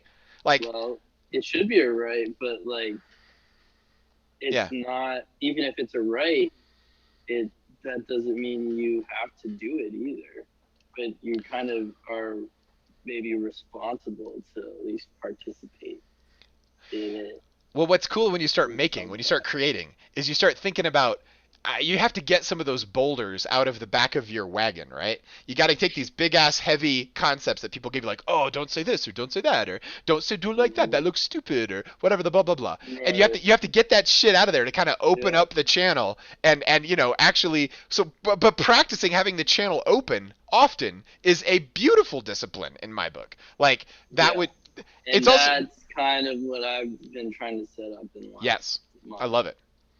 And that's what we're getting at, because just having the conversations, I realize, is very satisfying for me. And then if I can figure out my money, Of course. my money and work situation, I can just then I can sit into a pattern that will make me productive. I find that what you're describing there is like a real sweet spot, a real blissful spot in life to like have a trade which is necessary, which produces money, and then you use that resource to, I guess, I mean, I don't have any kids, so I have like this resource that I've got myself as a project, and I've got anybody else in my field who I like. It was like, hey, you're pretty cool. What's up with you? Like, but it is a very beautiful thing to be able to just be kind and nice and generous to the people around you and try not to step on as many toes as you can and like actually be a positive contribution. Yeah, be a positive contribution. Right. In it's a meaningful all life. directions of your life. Yeah. Including your community and your network and your family. Yeah. And positive doesn't have to mean calm or peaceful. It can be kind of like It's dynamic. It has ups and downs. You're not gonna just like how hard things impact you changes, but the more you're kind of iterating that action over time. It's just life. You're being in that space, that liminal space. Being in that liminal space. This is life, man. No one's getting out alive. Like we're all fucking. No one's getting out alive, baby. We're all going down. We're all going down. Eventually, but dude, I've thought so much more about that after midlife than I did when I was a young person. Like when I was young, I was like, I didn't even cross my mind I was gonna fucking die. Yeah, it doesn't cross my mind very often. Yeah, it totally makes sense. There's a lot of biological switches that get flipped in your 30s and 40s that they're like, dude, like enjoy yourself. This shit's got a shelf life. I had some switches that flipped when I turned 25. Yes, I remember. Like right after. Yeah, I remember that feeling. Yeah. That was the time I got serious about my religious spiritual practice. I joined a Christian mystical organization. I became a deacon and a priest at that age. Dang. Yeah. I started doing this at that age. I love it. I freaking love it. I love it. Dude, let's have a Scooby-Doo moment. Yeah? All right. Sounds good. Engage. So, just like comparing the flag behind you to the Klingon flag, here's the Klingon flag. Oh yeah, show me. That's the Klingon flag. I know it's just a circle in a field of red, which is why it makes me think of it. Right. Clearly, the black scepter, the black blades are very different than these three sweet stars. What do the three sweet stars in your Tennessee flag represent, my friend? The three sweet stars. Is it like justice, and justice, or what is it like? I don't know what the three stars mean exactly. They think that there's three of them because it's the third state, or like the in the like nation. The third, or it's like after original 13, it's the third or something like that. I don't remember. After dude, original... I should have known this. I forgot it. Dude, you are not. You're the public education system where you live is like clearly taking a beating right now. I never. I'm just I kidding. never I'm took. totally kidding. I never was publicly educated. So Oh, you weren't. yeah. Oh, wait. I'm sorry. I'm sorry. Were you? It was homeschool or like what? No, it's all private school. Oh, that's cool. That's cool. But it is in different states, so like I went all over. You could easily And have I've missed switched You could have different easily. schools. Yeah, The way they I do missed it- a lot of history. Oh yeah. And then I hardly got history in high school, honestly. I got like one history class in all of high school or something like No that. way. That fucking sucks. Yeah. Do you ever watch? And then do you like I had one big history class in like a writing like Ancient Mediterranean World was the name of it. And it was a writing class. Yeah. And I had that in college. And then I completely clept out of the other history class by just fucking I had a dab pen and I had some Adderall and Wait, what? I read the entire book for the History book. for the CLEP test in one day, and then Shut I woke up. up the next morning, Yeah. smoked, took the test, and passed it. No way. That's awesome. Yeah, That's awesome. Dude, talk about some cramming. Wow. yeah. That's It was like it was easy. Like it was going through history, like American history. That condensed. Like so you get this like Yeah. timeline that's pretty dense, but overview for sure. Yeah. It was interesting, I love it. It was all in one day. Yeah. dude, but like if you're moving around, like the way that school works is they're like, we're gonna teach Tennessee history, like the second part of third grade, and then so you're in some other place at that time, and they don't go back and redo it. It's like structured like that. Like if you miss the right grade in a state, you're gonna miss the pioneer times or whatever the fuck, because it's all on a Yeah. schedule. Yeah. And the states exactly. aren't synchronized. They do it at different times and shit. There's not, Yeah. it's not like meant to like your kids get up and move. My family moved from Kansas to Colorado Springs when I was like in the third grade, and I was so out of sync with their shit. I was like, I look like a retard. Like I was so like, What's going on here? yeah, I was. Plus, I just had some misdiagnosed like dyslexia and some other stuff. But like, in any event, so I wasn't like. Oh no. It's all good in the hood. It's all good in the hood. It's produced a very Yeah. creative outlook in my life. This dyslexia. Yeah, but that probably is what made you introspective early. It was definitely a humbling experience to be around like every kid knows everything, and like I was just at a different level with this. I was good in my class. I was used to be like kind of in the mid-range top. I was leaning forward Yeah. in my class, right? And then all of a Yeah, sudden I I'm like was running too. to keep up. It was like fucking crazy. Yeah. My teachers were like, "Sorry, we don't really have time to, you're dumb." I'm like, "Wait, no, I'm not dumb, man. I'm not dumb. anymore. I'm not dumb, yeah. I'm just not in your pattern, man." So anyway, that classroom, right? You got a classroom in your soul. It's a time space thing. It's like you take time to actually do the shit that you're to like teach, yourself. You have your own Yeah. learning program. You just Yeah. for fun, Learning for fucking program. sake. Yeah, for fun. Just for fun. Building all these engines. Dude, We're just so building tools for ourselves we're to building tools Tools. for ourselves.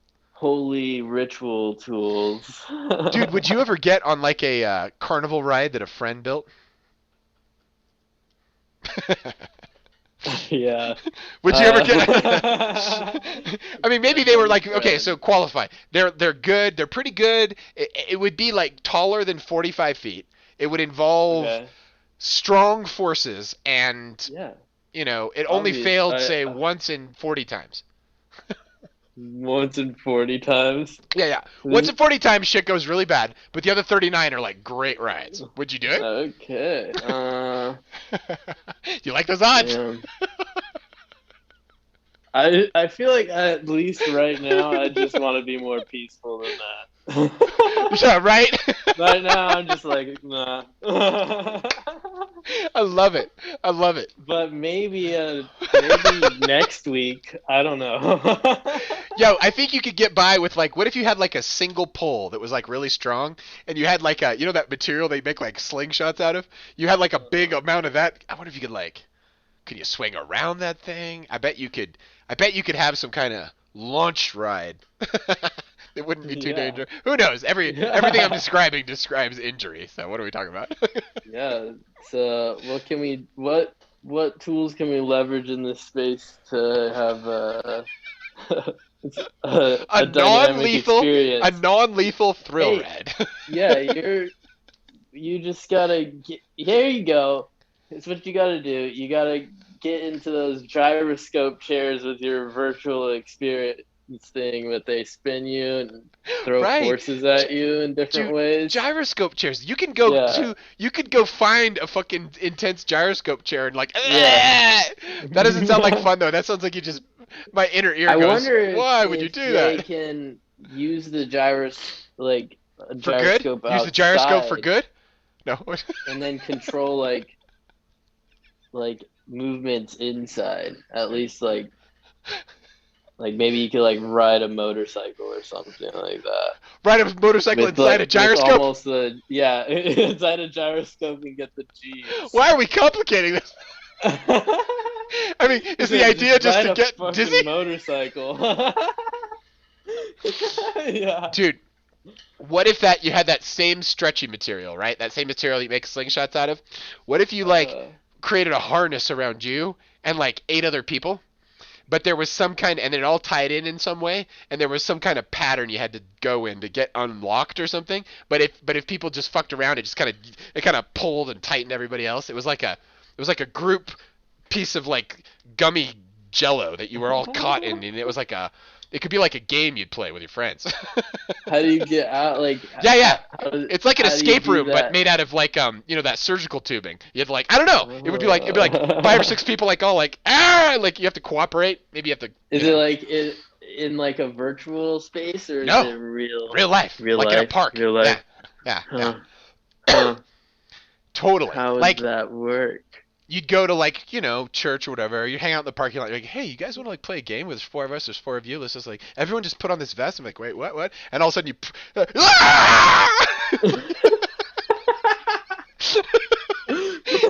you just get to know your neighbors. This sounds like a good movie, Rev. I think it could be. I don't know. There'd have to be some logic around the tubing coming out or something. I Yes, don't know. there would. Yeah, you're right. There would, Rev. Otherwise, it'd just be a death trap. Yeah.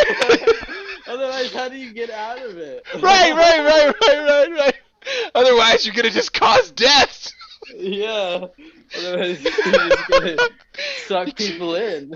That's like the Jim Jones version. It's like you go in, but you never come out. You never come out. This is your red pill.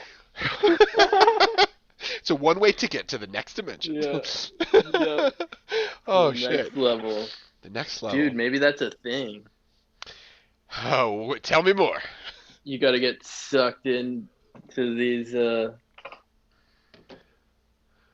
globular fabrics that are the next level. Globular fabrics. That'd be a great unmarketable name for the game. Like, Globular fabrics. learning into like the fabric of like life. Yeah. Materials in life. and Because like tools. Twister's a game, right? Where you've got the pad, and you got the little circles, colors, and you, Yeah. and it like makes people interact with each other, but kind of in an awkward way. Yeah. It's like In an oh, awkward way, I'm really where, close like, to my oh, neighbor, yeah. but I'm in this awkward Yeah. position. But Why I is have that to the win, but hello. why is that the only game in that space? Why is that the only like it's a good idea, but just loosen it up. Like don't It's restrict also hard because everyone's fat. Everyone's fat. You could No you one can can hold the poses very well. It's like- yeah, maybe this vest you wear that's all tied in like an umbilical cord, maybe it squeezes your soul so strong that you like, cry out your deep pain and anger, like, and then it's like a healing game. Soul. all Anaconda for your soul. this nasty garbage comes out, and you're like, it's like, yeah, that was a good game. Let's play again next week. Yeah, Oh, that'd be an interesting experience. it's like an ayahuasca Yeah. simulator. Yeah. Whoa. Whoa. It could be a genre of game. You know, there could be many different Yeah. versions. How There could be versions You that gotta- involve like tiaras and little crystals and shit or whatever. Yeah. Those little death crystals. Death crystals, right? Like your death tarot cards from last time. Yeah. Dude, I'm gonna send you a PDF of the just a couple pages, like 2 or 3 pages of the interpretation of the star, and that card we picked last time, the star tarot card. Uh-huh. I'm gonna send you this. I'm gonna send you like this excerpt, this PDF excerpt, and we should read it and then talk about it. Alright. I gotta say send star, but that's the only homework. Have you completed any other learning tasks?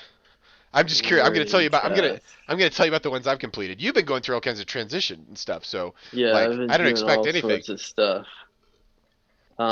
You've got There's a lot of things that it's like mindset things and like Yeah.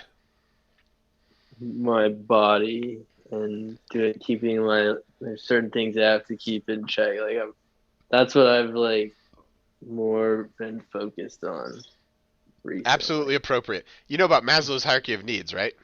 Yeah. Dude, when like the Yeah. bass when there's like drum beats on the bass, it's like all hands on deck. We're focusing on basics. Yeah. That makes total sense. And I'm like, hey man, what's your recent self-actualization moment been, man?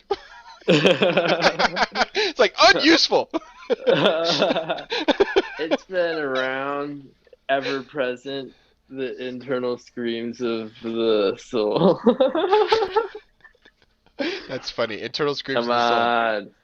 But Dude. now I have it's an opportunity. Yeah. So Yeah. and My wife is a started professional. started from the bottom, still here, you know? Yeah.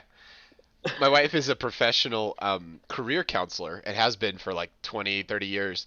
And she wrote a book called The Wisdom of Transition. And this book is, she spent some of the time we just took off working on the new version of her book. She has a new edited version of it, grammatical changes and stuff like this, has a new cover, and she won an award for it, which is actually going on the cover as well. Oh, cool. And the whole concept is the idea that when you have a sudden change in your life and you didn't cause the change came upon you, that there is a process that everyone goes through that involves essentially letting go of the old pattern, being in an in-between space, and then where you are nebulous and unformed, and then you move into a formed place. So every ending is a beginning and every beginning is an ending. And the ability to sort of relax emotionally, psychologically, while you're in that in-between space allows the magic, the wisdom of transition to occur. And if that process actually occurs, then you can reform into the new thing. So it's like anyway, she has a model that's shaped in this U shape that I'm making here with my hands. But yeah, it's Cool. good stuff. She just finished the book right before the pandemic, and then during the pandemic, she got asked to teach all these different classes. So she taught like a couple dozen free kind of online webinars and stuff like this to different groups about it, because it was a very useful model because the pandemic was like a forced everybody into change, and change is hard, and it's kind of it's a spiritual, it could be thought of as a spiritual, emotional, mental, physical, all-encompassing process. And anyway, yeah. So Yeah, you're in transition, my friend. definitely. Still good though. It's a good thing you got the Klingon flag there. Yeah. It's good to know where you're at, you know? Yeah. Yeah. It's good to know where you're at. So, did you? I kind of heard in something you were saying there. Did you feel like you missed out on history? And do you like Dan Carlin's hardcore history? And have you ever listened to it? Yeah, I have listened to a lot of them. Do you have a favorite? And I have listened to other forms of oral histories. Nice. and like read books and stuff in the past, but I did not get as much history in high school. That makes sense. I had a couple good history teachers in high school. I was really super lucky. Um, I kind of remember some of the stuff they taught me. I was listening to a hardcore history episode. We were talking about Celtics. I was talking about Celtic warfare, early Celtic warfare, and Yeah, I started listening to the. It's still on Dan Carlin's RSS feed, but if it's not, you can like if it's in yeah. the future, you can buy it for like a buck or something. But the Celtic Holocaust. There were all these people throughout mainland Europe who called themselves Celtic, although they were Galatians and the Gauls and all of this, and Rome rolled those people up unit by unit. And they were Hmm. all through Spain and France and all over the place, and they had, I guess, a distinct culture from the culture that we now think of as Celtic being in Ireland. So it was like a pan-Celtic Celtism, but they were also fucking warrior people, and they would attack towns, and so towns were like, yeah, get rid of the riffraff, like, and so anyway, it's a 6.5 hour one. I'm about 2.5 hours in. It's a lot of ass kicking going on all around, really. I need to listen to that one. Mm. Yes. I think you could pass. I'll summarize it for you. I mean, No, unless you don't. feel a special Shut call, up. unless you feel a special call, I because do. have you ever I heard? that's what I have time to do now. Okay, I would direct you to a much more interesting hardcore history episode. Uh-oh. Have you ever heard of this single episode? It's about 3 hours long. It's not too long. Prophets of Doom. I The Prophets I of don't Doom. remember. I've listened to a lot of them, but I don't know which ones. You were bringing up all Maybe. that. You were bringing up all that Tarot stuff, right? Which is all about the Middle Ages and the Inquisition and Uh-huh. all the church going kind of nuts there in Spain. The there was another oh, I don't even know. So it's all this trauma stuff. But okay, Prophets of Doom. Prophets of Doom goes like this. So so the Roman Catholic Church establishes the Council of Nicaea in like 325. And before that, there's a lot of indigenous spirituality in the region. The the experience of Christianity has a lot of dimensions that get stopped at 325 AD. And the Okay. reason they get stopped is because the Roman Empire is in decline as a political entity, and the church at this point after there when the state of Rome falls, the Church Mhm. of Rome rises. The Catholic Okay. Church. Catholic means universal, right? And Yeah. Council of Nicaea, I'm gonna fuck all this up, but Council of Nicaea 325, they edit this huge body of work and text that they have down to what we think of as the Old and the New Testament. Like the Jews had the Old Testament, but like the New Testament, like the books of the New Testament, there's a condensation there. I don't know, they might have edited some of the Old Testament stuff too, but it was like in the Nag Hammadi Library is a was papyruses that were in there's some kid in like the 1930s. I'm gonna get this all wrong, and he's horsing around in the Middle East. He throws a rock into a cave and he hears a crack. He goes and tells someone. They Dead go in there. Sea Scrolls. Dead Sea Scrolls, dude. And Yeah. that entire thing is the oldest written version of the Bible that we found, with Mark, Matthew, John, Luke, Mark, Matthew, John. Right. Yeah. And Going anyway, backwards. right. Right out of order. Right out of order. It's like it's inverted in my mind, like it's a mirror. Yeah. That's dyslexia. But like Yeah, he did it like dun, dun, dun. totally.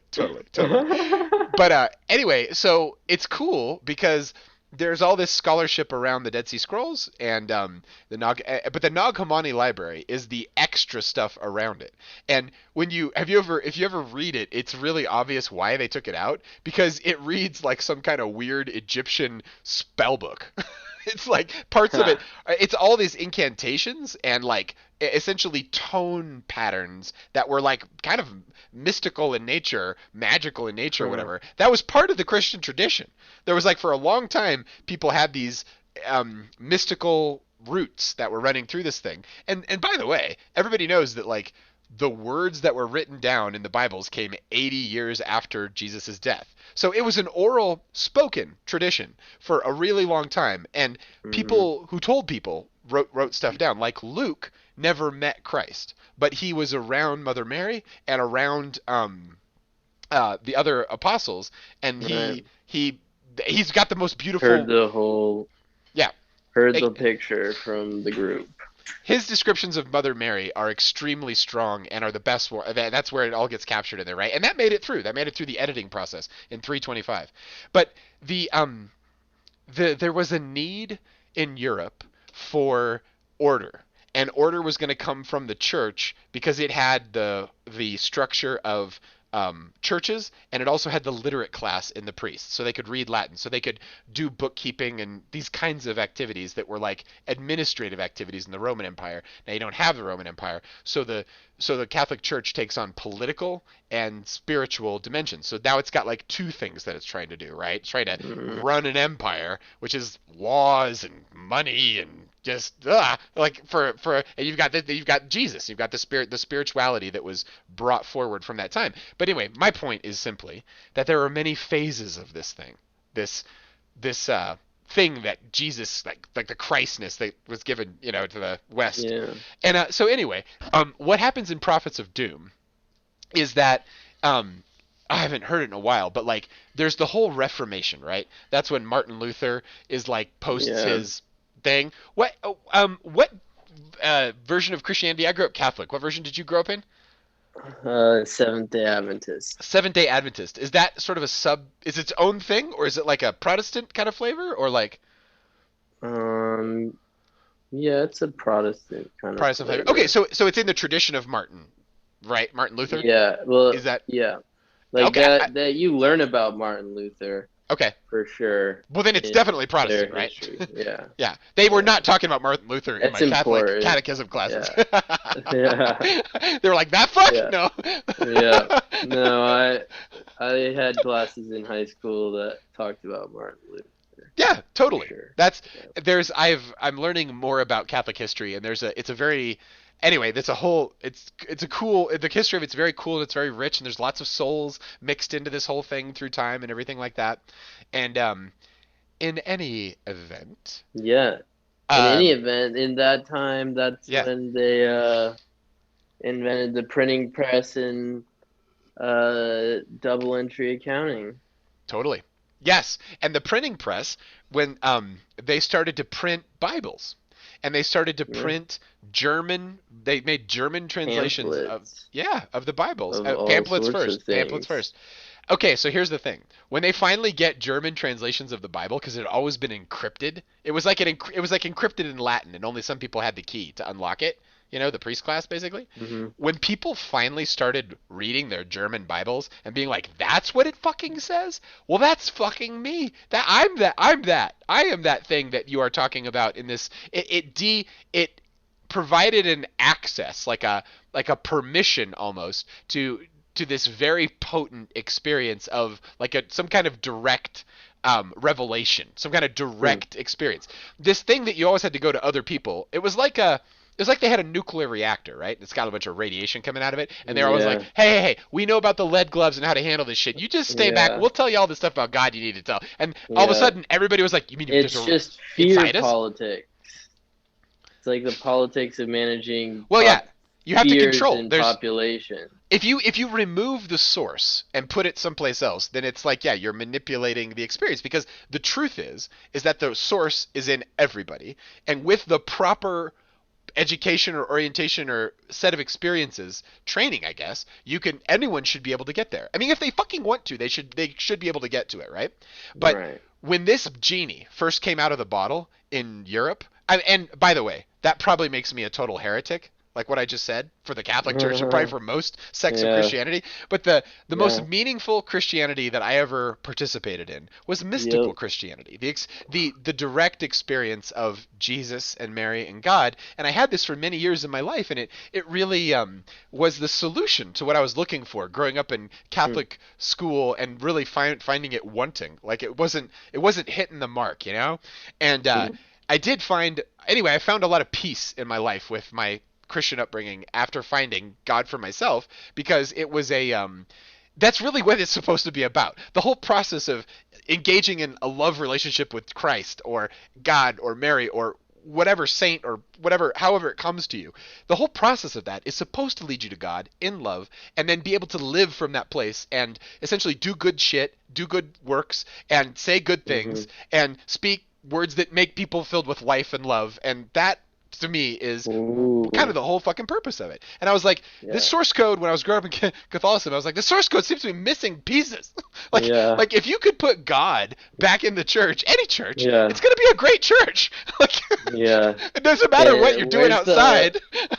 It's like, it's just the actions that all of these religions are focused on, because that's all they can do. Okay, so the reason I would be called a heretic, and the reason why my activities would get me excommunicated theoretically from the Catholic Church if I was literally brazen about it, right, would be this. Are you being brazen about it right now, Rev? Well, I am, but I'm not in a Catholic church, and I'm not like posting up some Catholic priest who could probably talk me under the table theological wise. You know what I'm saying? Oh, maybe.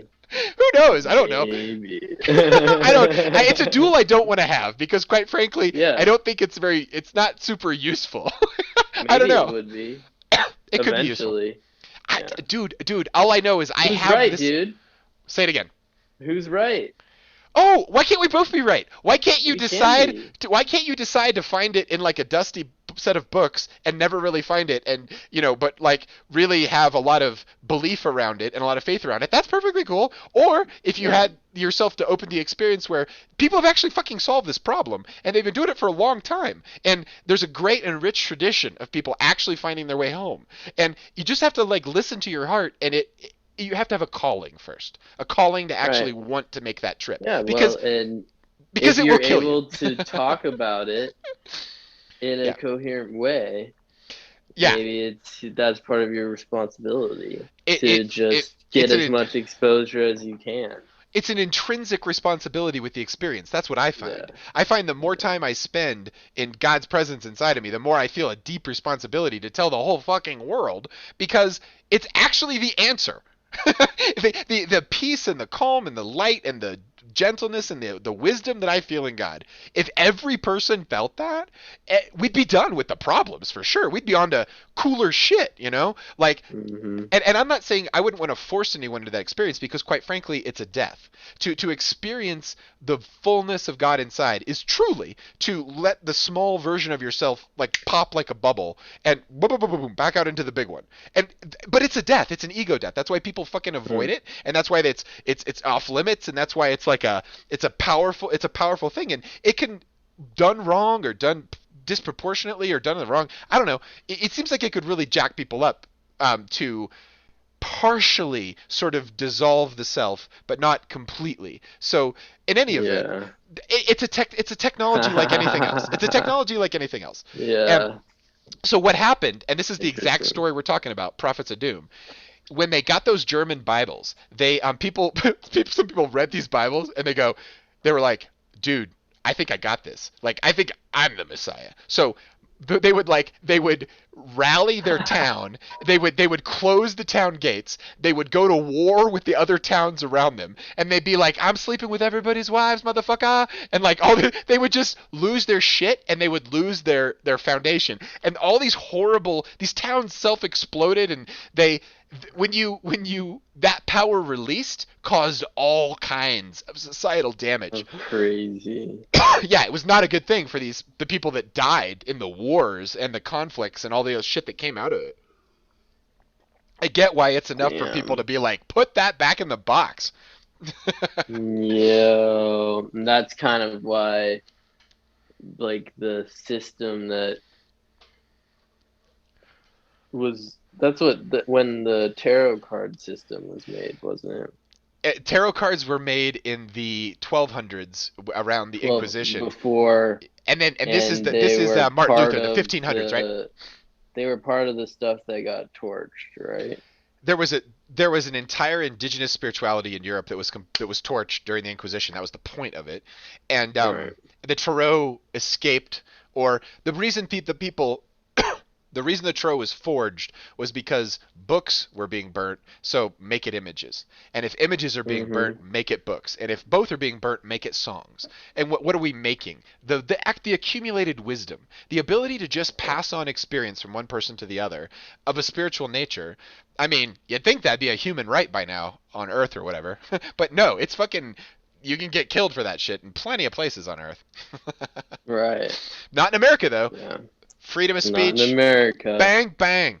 The Step back. someday I want to Step explain back. the legal structure of the chapel my Order of Mary chapel, my 501c3. This is how, anyway, there's a whole thing in it. It seems like it'd be boring right now to go into, but like anyway, Prophets of Doom, it's like the direct experience of God it's a fucking fire, and it definitely burns. And I've seen lots of that. It's just the highest stake thing there is. It's the reason why that mystical order I joined dissolved, because you can only contain the sun in a crucible for so long before the crucible goes "Krah!" and it's gone. It's like it's too much fucking voltage. Yeah.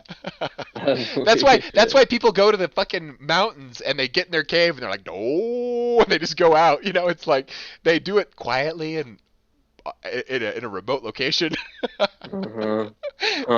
Because it's a lot. It's a lot. But whatever. In the Hindu tradition, there's the tradition of the householder, and the householder there's two kinds of aspirant for God, right? You got the householder, and then you got the initiate, or the person who actually becomes the yogi, goes through the actual processes, shave their head, dons the orange robes and all this kind of stuff, right? That person would have 8 hours a day to meditate and pray and be with God. And so God would give God's self to that being in 8 hours. The householder, who goes to work, has a family, has a spouse, have kids, has responsibilities in the world, essentially forms the fabric of society by being a good person and contributing. That person, it gets 5 minutes a day to meditate, or 20 minutes a day to meditate. And so God will give God's self to that person in a shorter period of time. So it's the same stuff. It's just the householder approach is don't leave the world, don't go off into the mountains and stuff. It's like stay focused on the people around you. But at the end of the day, it's very much like just love people, which is what Jesus was saying. That's the whole message of the Christ. All the Christed beings have the same kind of general framework and theme. Mm-hmm. Love each other, take care of each other, like you're all in the same family. This kind of thing. Right. Yeah. Yep. The church family, for sure. And like extend the kindness that you would extend to close relatives beyond that. Everyone else. Yeah. Yeah. I want to take this, and I want us to, when we're gonna get into some Dune, and I want to think about how this applies to guerrilla or fourth generation warfare, right? As like the levels, because I think I've been baking this over the last couple days. At the very center, imagine like a dot at a center, right? That dot is the origin, the center of the universe, which, by the way, science says is everywhere. The universe itself is expanding faster than the speed of light. The fastest thing we can measure is the edges of the universe, the stuff of the universe inflating. The universe it's all moving apart from each other. So, so what this means is that we cannot see the edge of the universe, we can just see this light receding from us, which means that every point in the universe is the actual geometric center of that universe. We are living in a truly formless thing, something that has not hit the edges of itself. Like it's still going out, right? Which means that center point is literally everywhere, when there's no reason why it's not directly inside of you and us or whatever, right? So the center point, center point is like, no reason why it isn't anywhere. Yeah, there it is literally everywhere, like geometrically. Best I understand physics, like about the shape of the universe. Like I'm sure someone could come along and be like, it'll be like different, but whatever the fuck, we'll cross that bridge when we get there. Like, but in any event, otherwise, okay. So all center points being the same, yours is just fine, right? So we start there at the fucking center of it all. And that is the center of the mandala, and literally everything else in creation hangs around that center point, right? The center of the mandala. That's the king archetype.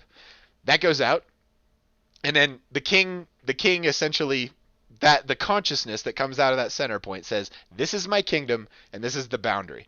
The warrior Mhm. archetype then comes in and then protects the boundary and actually sets the sense making. This is that warrior mind process, like your friend was talking about, like Jordan Peterson talks about, right? Like Uh-huh. sense making, actually making sense of the structure of the world and how it all goes together and stuff. And Yeah. anyway, it's um, there is The yeah, go ahead. next archetype after I've been playing around. warrior. I've been playing around with levels for myself. Like, okay, I'll just tell you what mine are. This is like kind of Okay. like Rev Paul magic, but whatever the fuck. Okay, Uh-huh. so God at the center, the king archetype. Then there's a level around it. That's my 0. Okay, in my that's everything. If it doesn't have God in it, at the heart of everything, it's not going to be very useful. It's like what Jesus was talking about when he's saying, build your house on firm shit, not on sand. It's like start with the end. Uh-huh. Start with the absolute thing that your soul's looking for. Like start there. So that gives you that Mhm. first level. The king is all the personality kind of expression that needs to happen to sort of know and expand that and say, yes, this is my kingdom. The next level out is immediate family. So that's like kind of the lover archetype. That's like you show great love to the people in your immediate sphere. Close spouse, children, this kind of stuff, right? And maybe Mhm. that Yeah. goes out a little bit further, right? Good. The next level for me is work, which is magician. I'm a technician. I'm like an electron hustler at work. I just make magic with tech like all the time in people's lives, like all day. Right. It's super fucking fun, but it's definitely magician kind of shit. And then the outer one is warrior. And then warrior is the defending of this whole situation. And basically anybody in my warrior sphere is gonna get like warrior level response. Like they're not going to get tender intimateness. That's for my fucking family and my close kin, right? Yeah. And they're certainly not going to get the crown jewel, the pearl of great price, the connection to God at Not the getting heart to of the all things. Like king. fuck you, like Yeah. you know. You can't even see it. I think I have I yes the reason why that warrior is on the outside is to defend these various levels of intimacy with the source, Right. I think. And Yeah. dude, that sounds like a lot of like what people were thinking when they framed the Constitution. That sounds like a lot of what people were thinking like when they set up America for like freedom of religious practice. That means I don't have to compromise on that. Like I don't get to shove it in everybody's face, and I don't get to like Right. force anybody else to see it the way I see it. But like the ability to define and execute on that is something only I can give myself, and only it only it works. It's like an inside out kind of job, right? It only works from the inside kind of out. I don't know. I don't know if that's a good model for Yeah. community, but I would love to hang out with people who had I clear think inner definition. I think it's a good model for community in that it says community has to grow organically. Yeah. Okay. Like from a bunch of kind of sovereign beings, right? Yeah, Like a bunch parts. Yeah. of yeah. And it's kind of nicer to be in a community where more people are You sovereign. can't just like can't just like throw down a gauntlet and with all the needs of a community packed inside and it'll work. You can't Not just yet. do that. You can't I just don't do think that. you can just do I don't think you can do that democratically. Maybe what you do is you prepare. You set the stage for Yeah. like the real thing that you'd like to see, but you don't necessarily whatchamacallit dirt. You prepare Like for the future yeah. you'd like to live in. Even though it's not Yeah. here. It would be maybe like a it'd have to have some process of iterating. Yep. It's like editing itself a little bit, Yep. but Some process of editing itself a little bit.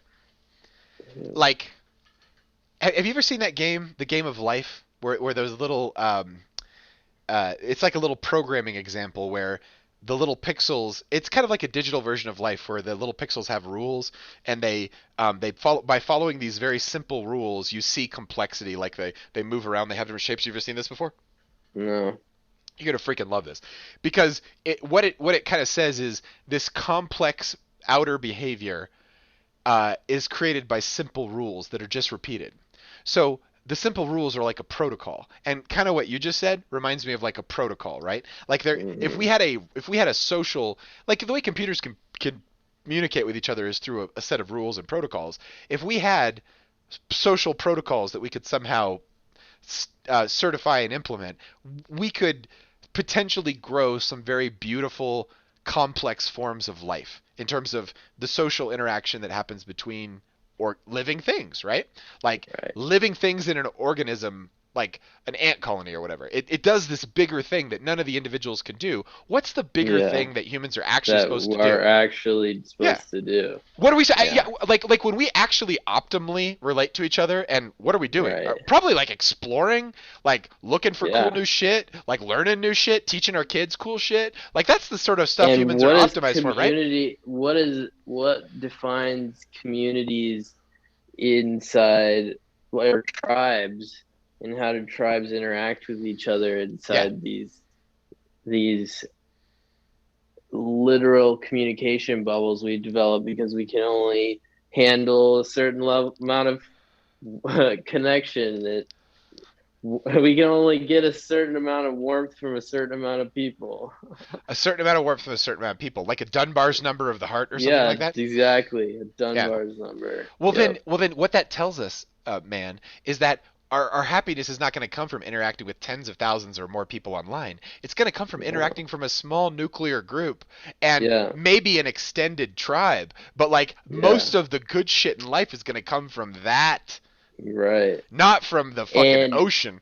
and those groups can specialize Yeah. in in hyper different ways, but that's the Huh. they just are perfecting a process inside of their group Okay. that creates some sort of economic value. Yeah. That'll Yeah. be Economic value. that's after Dude, like if anything bad happens or something. That's what it'll be collapsed into, unless we get completely turned into drones by the government. it completely turns into ghosts by the drone. It'll probably, if we get turns into drones, it'll be by somebody like Amazon, not the government. The government would never get their shit together to turn anybody into a They'd drone, but sell us out, they would though. celebrate Amazon doing They that. would sell us out for sure. That's what I mean. Oh yeah, they're doing that now. They've been doing that since the 70s. They've been selling us Exactly. out since the 70s. Yeah, in America. Yeah, So they've been how taking how that are money, you getting that ahead money. of it, Rev? How are you getting ahead of it? You How am I getting gotta ahead of it? switch it around on them. I find like a lot of times, Peter, I find like I'm Mhm. trying to slow down and like find my fellow man.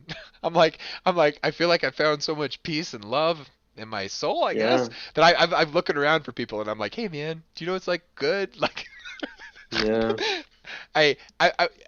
okay, to go in a direction, you have to have a destination. Where are we headed?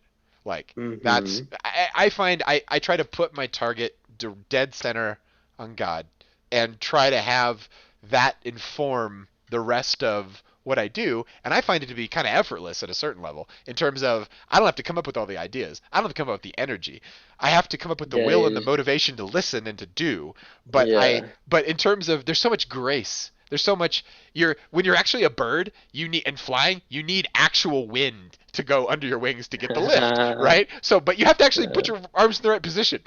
It's a metaphor. Right, something like that. Something like No, that, that's right? for sure. Yeah. Yeah.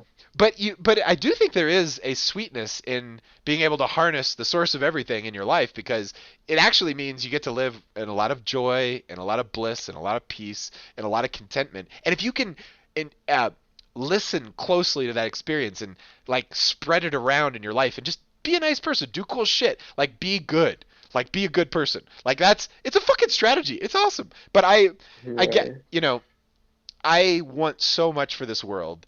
I have spent literally decades of my life in deep worry about the state of the world and how it's going to get out of its mess. And Mhm. I watched the world fucking go through a death process. I grew up in the fucking Cold War. Like the world was going to end when I was a child. I watched it end in nuclear holocaust on TV. I've watched this whole deck of cards fold a few times, like in my life. And quite frankly, Oh, Rev, you're traumatized. I am traumatized. We all talk traumatized. Nuclear war when I was a child, the Cold War, and then fucking 9/11, and it was like terrorism, and now it's like, now we're at the point where we're at each other's throats, and we're gonna like split society down the middle, like down every family. God. Yeah. And all for what? So we can sell more toothpaste. Like, quick, Yeah. get excited, humans, and So buy we more can toothpaste. be oppressed. Self-oppressed, though, is the sad part. Yeah, self-oppressed. Self-oppressed, For and what? also Oh, I really like my Instagram feed. it's like the devil offering the perfect sell. It's like, just come inside and we'll close the door. We'll just lock it a little Here's bit. an apple. We'll just You lock know? it a little bit. Not a lot. Just Yeah. completely lock it. Yeah. Yeah. We start without laughing and then like quickly transition to something else. Like, oh, remember all that free shit we were giving you? Yeah. Boom, boom. You're Shut up. slavery. We were giving you slavery. That was our goal. Yeah. Economic We own and you otherwise. now. I know. Good night. Well, okay, so dude, there's so many. It's nice to set. Hey. It's nice to set up that trap because there's so many ways out of that trap. Yeah, like it's you can just flip it back on. Yeah, it Its takes head. some. It's Yep. there's everything being what it is. It's still this fucking beautiful time to be alive, and goddamn it, I'm alive right now. No, yeah, we're at the peak of human civilization. Fuck, we are, right dude. here, We baby. really fucking we're on are. the crest. We're surfing I can the do edge. more shit than any fucking guy before me ever. Yeah, Ever. Yeah.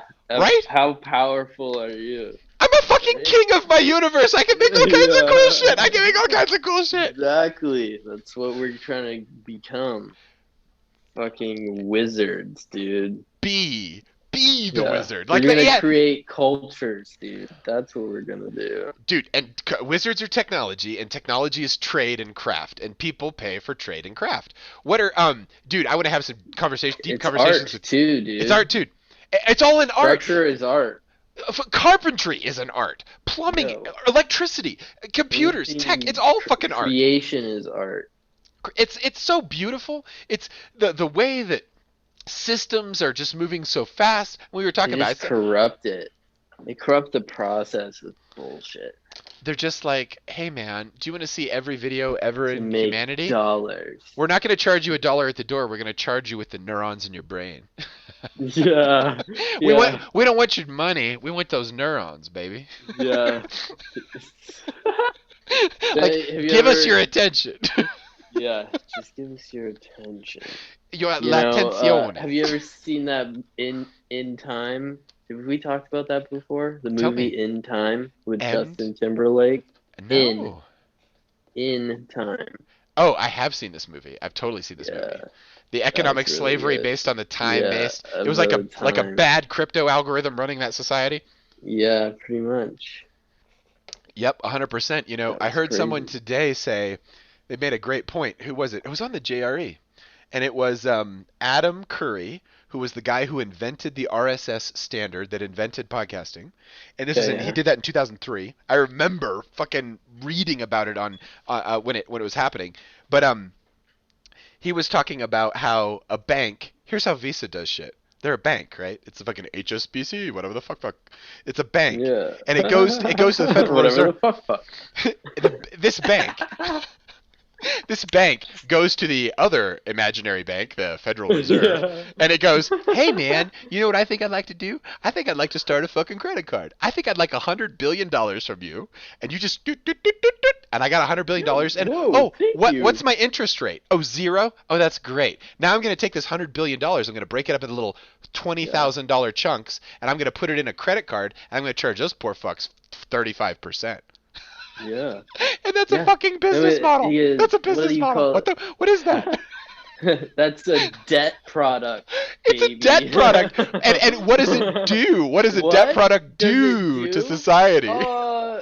It just enslaves people in different ways. If that You're person selling these huge debt products, which is what the Federal Reserve is selling this company, and then they're like, these "Thank you for this chunk of imaginary value that we will now sling."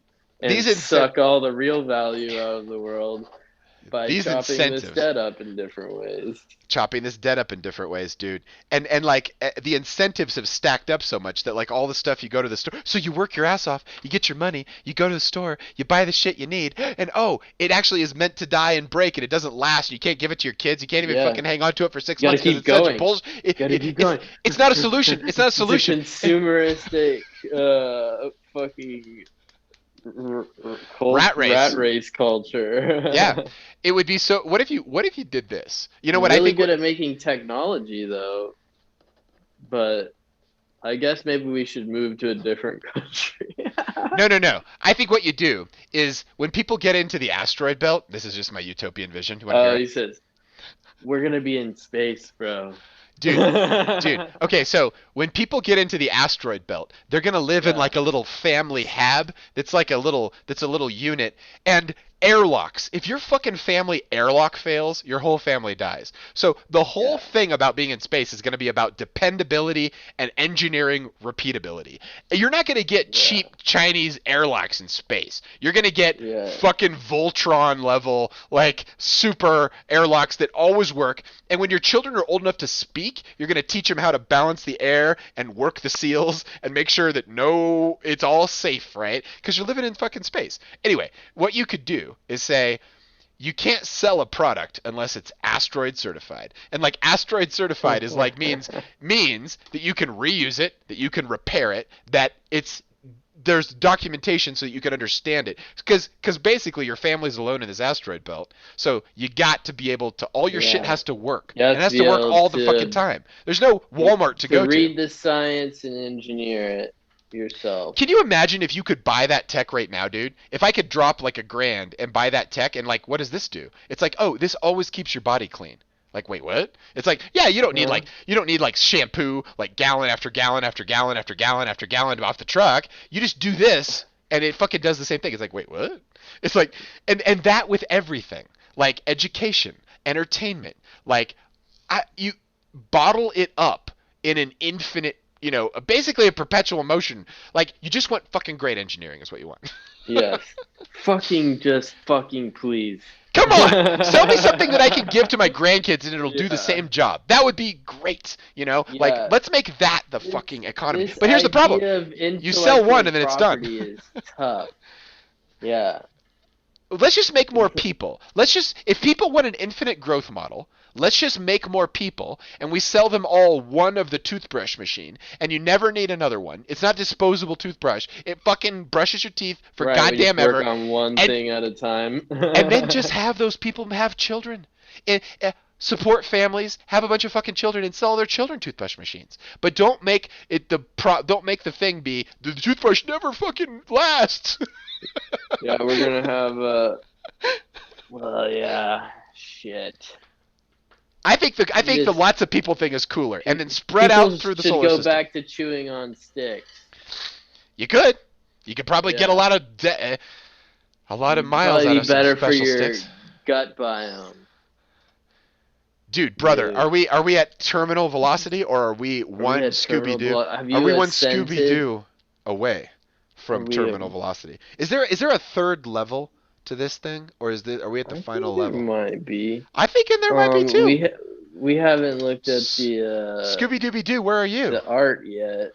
Fuck yeah. Scooby, where are you? Whoa. Boom, boom, boom. Whoa. Please continue, good sir.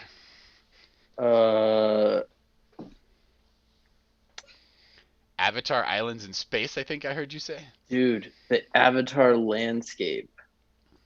Like the one where they're climbing up, where they're climbing up those vines and those floating mountains. That part. Yeah, floating mountains, and that was maglev effect. That was like the mineral was like iron, and the planet's energy was so strong. The bioelectricity of the planet lifted it up.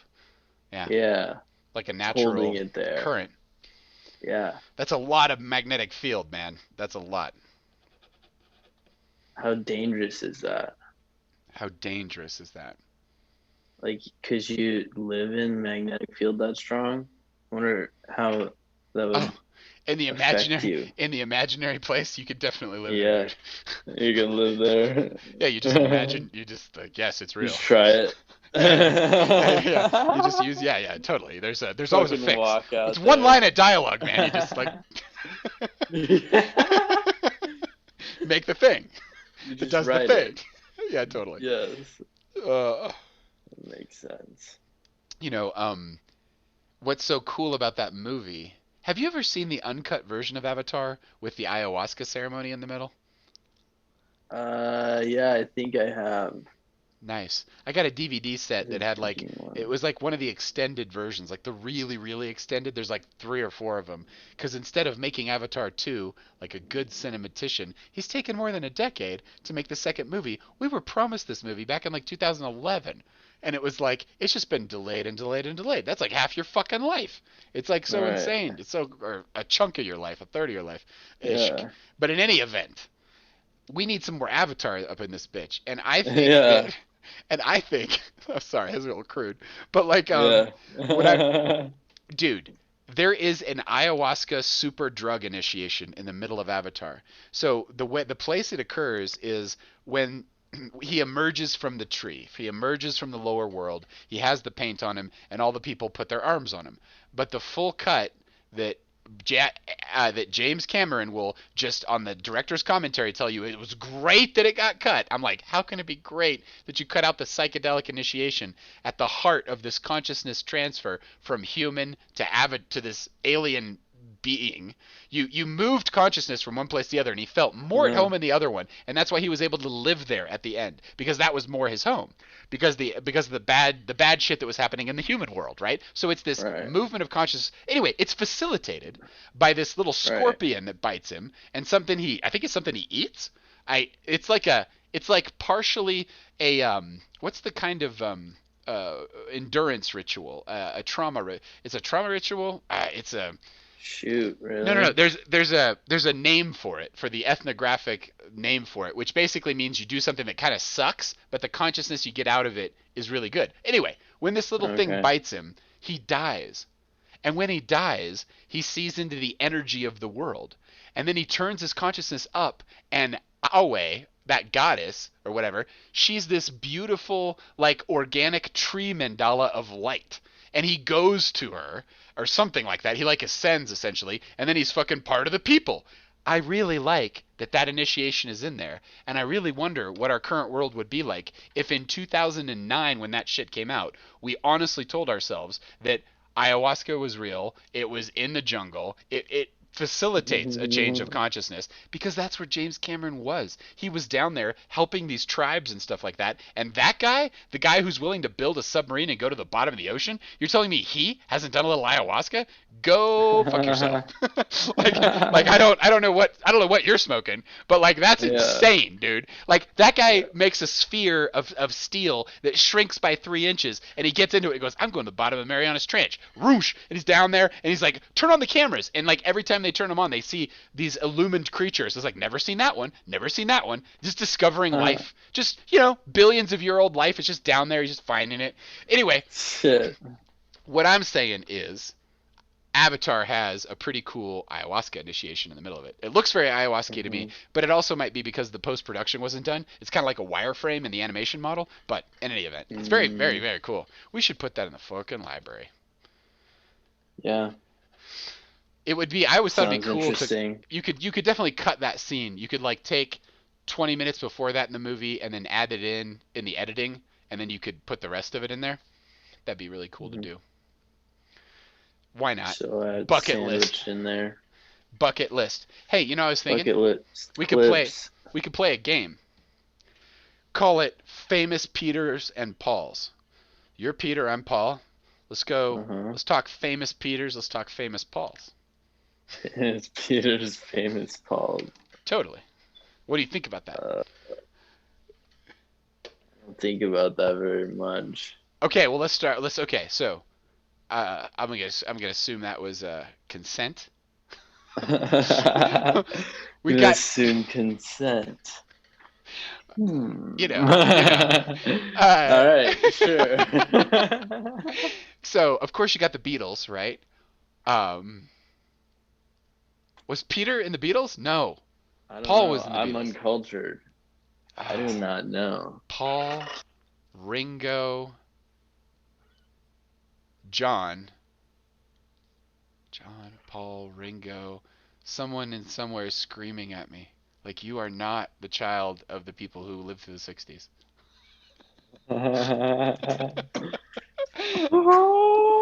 Oh, we lost a Beetle at this altitude. That's wild, dude. It's like you open the cockpit window and you look around and there's like only 3 Beetles. You're like, I only got 3 of them. But I'll tell you what, that's 75 fucking percent, and that's way the fuck better than 2.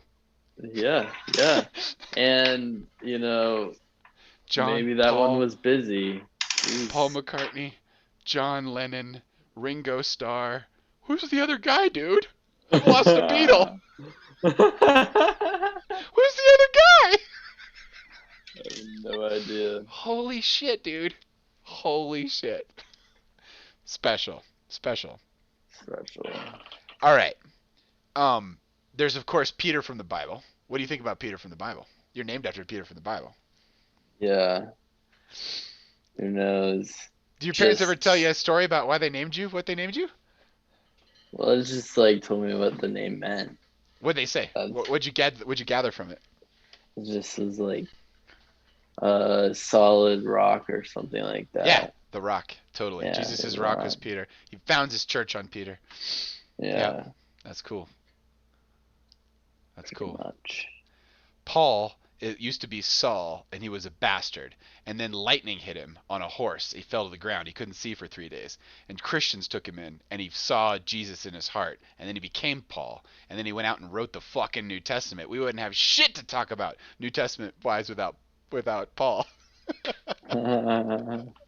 So, but he never met Jesus in person. He was transformed through the Spirit, the electrical nature, which is so cool. Got transformed. Yeah, my birth name was Jason. My parents named me Jason, and they named me Jason because there was some kind of at least the story that I was told was there was some kind of soap opera star or something like that had the name Jason, or at least that's the piece I picked up from it. So my mom liked this name Jason. Yeah. But like a ton of people in my generation also had that idea, but their parents had that idea. So when I changed my name for the first time when I was 19 years old, I left home and was just out traveling the world, being a crazy person, and I changed my name. And I changed my name from Jason. And when I went, and I have a sister named Jennifer. And when I went to the library to like start thinking about other names I could be, the first book I picked up was Beyond Jason and Jennifer, 50,000 Names for Your Child. I was like, that's fucking ironic, dude. And it was they were talking about this boom of Jasons, which was I was in the Jason boom.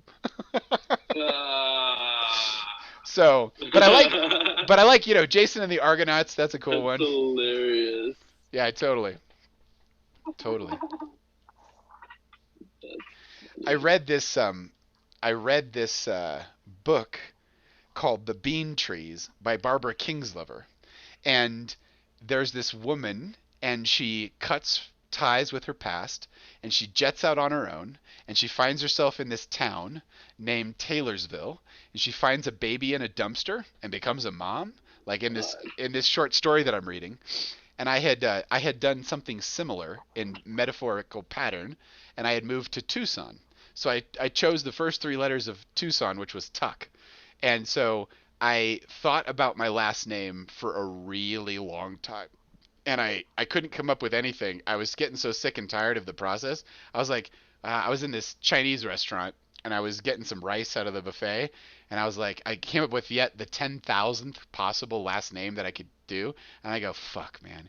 Maybe that's my last name. Maybe it's not my last name. And I go, maybe not. Maybe not would be a good last name. So I legally changed my name to Tuck Maybe Not when I was 19. And it was kind of symbolic, but Tuck Maybe Not. I was Tuck Maybe Not for many years, and then I met my wife eventually, and her name was May. Her last name was May, so it would have been Mr. and Mrs. May or Maybe Not. So we were like, nope. And so we changed our last name to Treehouse. So I was Tuck Treehouse for a good decade of my life, and that's starting with the beginning of my relationship with my wife. And eventually, I became Paul when I was ordained Paul by my Christian mystical teachers. They ordained me a priest, and they gave me the name Paul Joseph Benedict. And I just was like, you know what? I'm tired of filing paperwork with the state, with the city, the court. So that no more name changes. Yeah. Though I had a group or two give me additional names after that. I was in this Hindu group for a number of years, as my wife was, and they gave me the name Varenyam, which is a glow around the sun. There's this in this sutra, it's like Tat Savitur Varenyam, and the Varenyam is the shining golden light, which I guess was the impression was giving out at that time, and that's what they named me when I was there. Yeah. But yeah, I guess yeah, part of being in a community is you like get a name, right? In a certain way. That's my experience, I guess. The really deep ones. Yeah. But nothing wrong with a birth name. Nothing wrong with some people get tattoos. I changed my name many times. I didn't get any tattoos. Yeah. But I know. I haven't gotten any tattoos or changed my name. right on. Yeah. Right on. That's really stable. You had like loving parents. No, I'm just kidding. Possibly. That's hilarious. That's so funny. Yeah. Oh. I don't So- know. I have just looked for ways to be creative about myself. I love it. Been more of a recent didn't realize that it was important You didn't realize that what was important? being creative. Oh, that's so cool. That is so cool. I think that it is just thinking about it, the impulse to make something, it's so freaking universal. It's such a holy kind of thing. It's yeah, it's in every culture. It's kind of what makes us people. It's important. It's muy importante. Mm. This was my backyard. This is a fence that I had in my backyard, and this is another little piece of design for my yard. The actual image is just this little. It's like a little. Let me try to get this right. The actual image is just it's like a piece of this. It's like a wedge, but if it's copied in the right way, if it's duplicated, this is hard to control. Oh, that's because it's mirrored. Shit, that's why I'm so goofed up. This is right. It's got to be okay. So what I'm gonna do is I'm gonna click on this thing and not explain it to you. Just do it. There it is. Oh God, my nervous system was absolutely freaking out, dude. That was so hard to do. Because I was like moving my hand right, and this thing was going left, and it was like, wait, what? That's awesome because you always look at yourself in a mirror. So when you see yourself, you don't look weird if it mirrors itself. But it was extremely disorienting.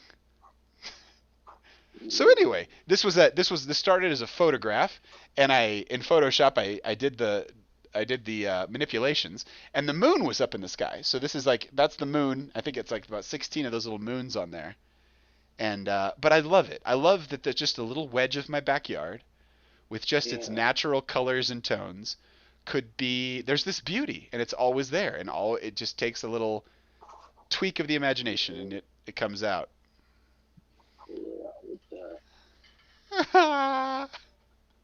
Cutting a picture up and duplicating it with symmetry. Duplicating it with symmetry. With symmetry. What about the red picture over there? Oh, the other one. You got it. Let me grab this. Oh, easy peasy. We'll do it like this. That one was a particular sunset. I was living in Dolores, Colorado, and it was extremely. We had these very, very beautiful sunsets, and I caught a sunset through some trees in my yard, and This was actually the first image of God that I ever made that I really liked. Like it kind of caught the experience in a way that I had never captured before. And I can't tell you the satisfaction of having an inner state and then you like actually get it outside you and you're just like, oh my God, like I can die now. It's great. Like it takes so much effort to kind of birth it, you know? And but once you actually do, there's just no feeling like that. But this is that image. And what I love, I mean, in retrospect, I've reflected on it over the years, and this darker area. It kind of makes it look more like an eye, like a human eye, but I don't experience there being a lot of darkness inside when I go in. When I go into God, it really is kind of like at the edge of it, and then it's always about being in God. And in God is like a 0 point. Like there's no dimension, there's no differentiation. It's like a oneness. But in the oneness, you can't really tell the difference between anything. And as you kind of pull back into form, you get all the cool people and all the cool shit that's out here. You can see it in context, but you're supposed to stay right in the middle. I have recently just been spending more time in there, and I am just a happier person for it. Just better. Yeah.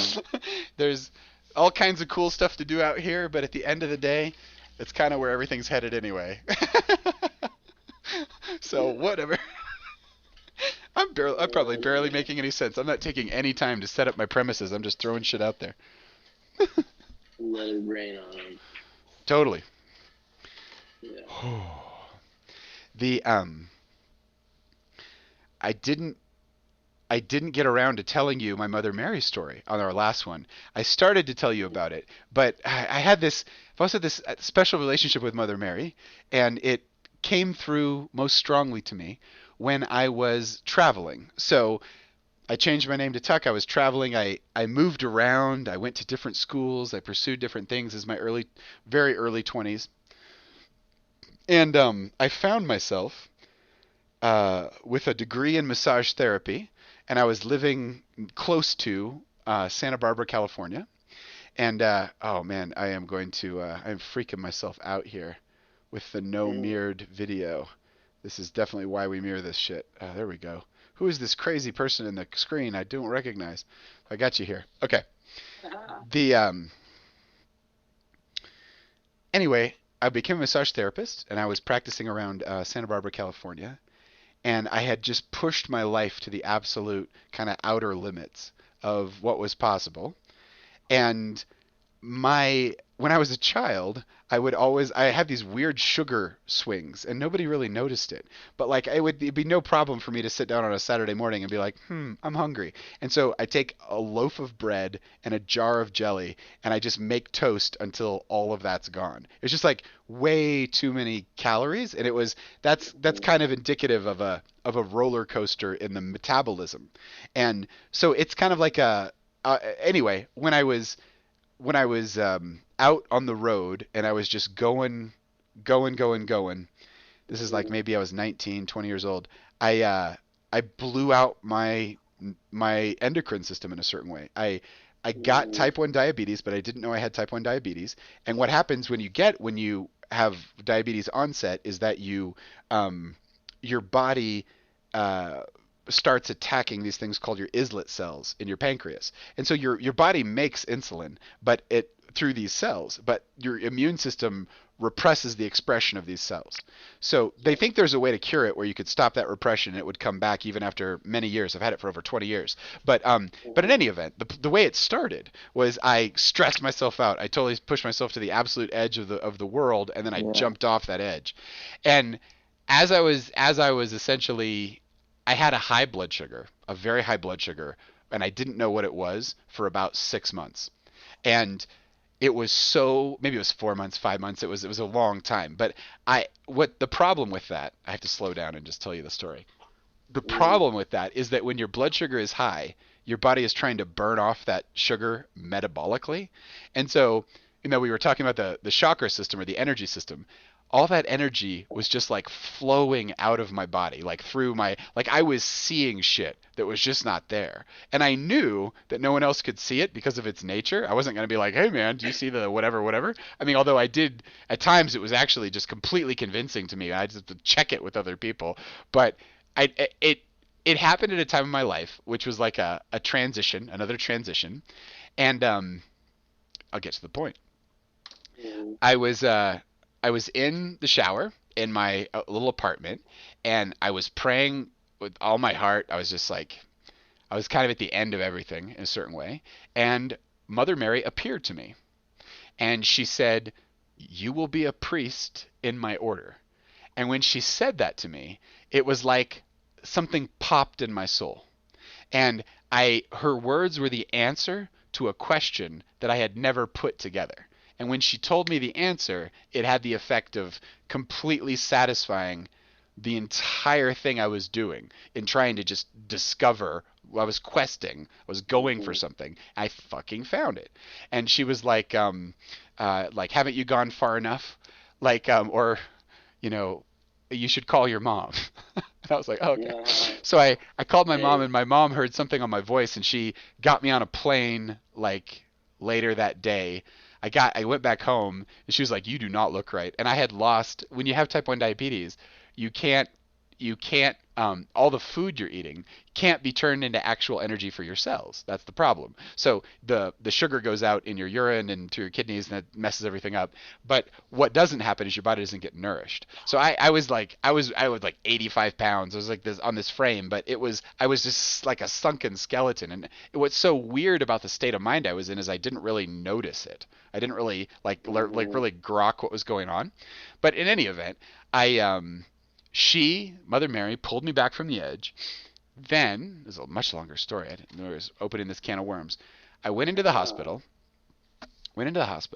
and the doctor, they took my blood sugar. I had 1200. The doctor said, listen, I've been at the Mayo Clinic in endocrinology for like 12 years. This is in Kansas City at, what's the name of that? St. Luke's Hospital, Kansas City. Uh, St. Luke.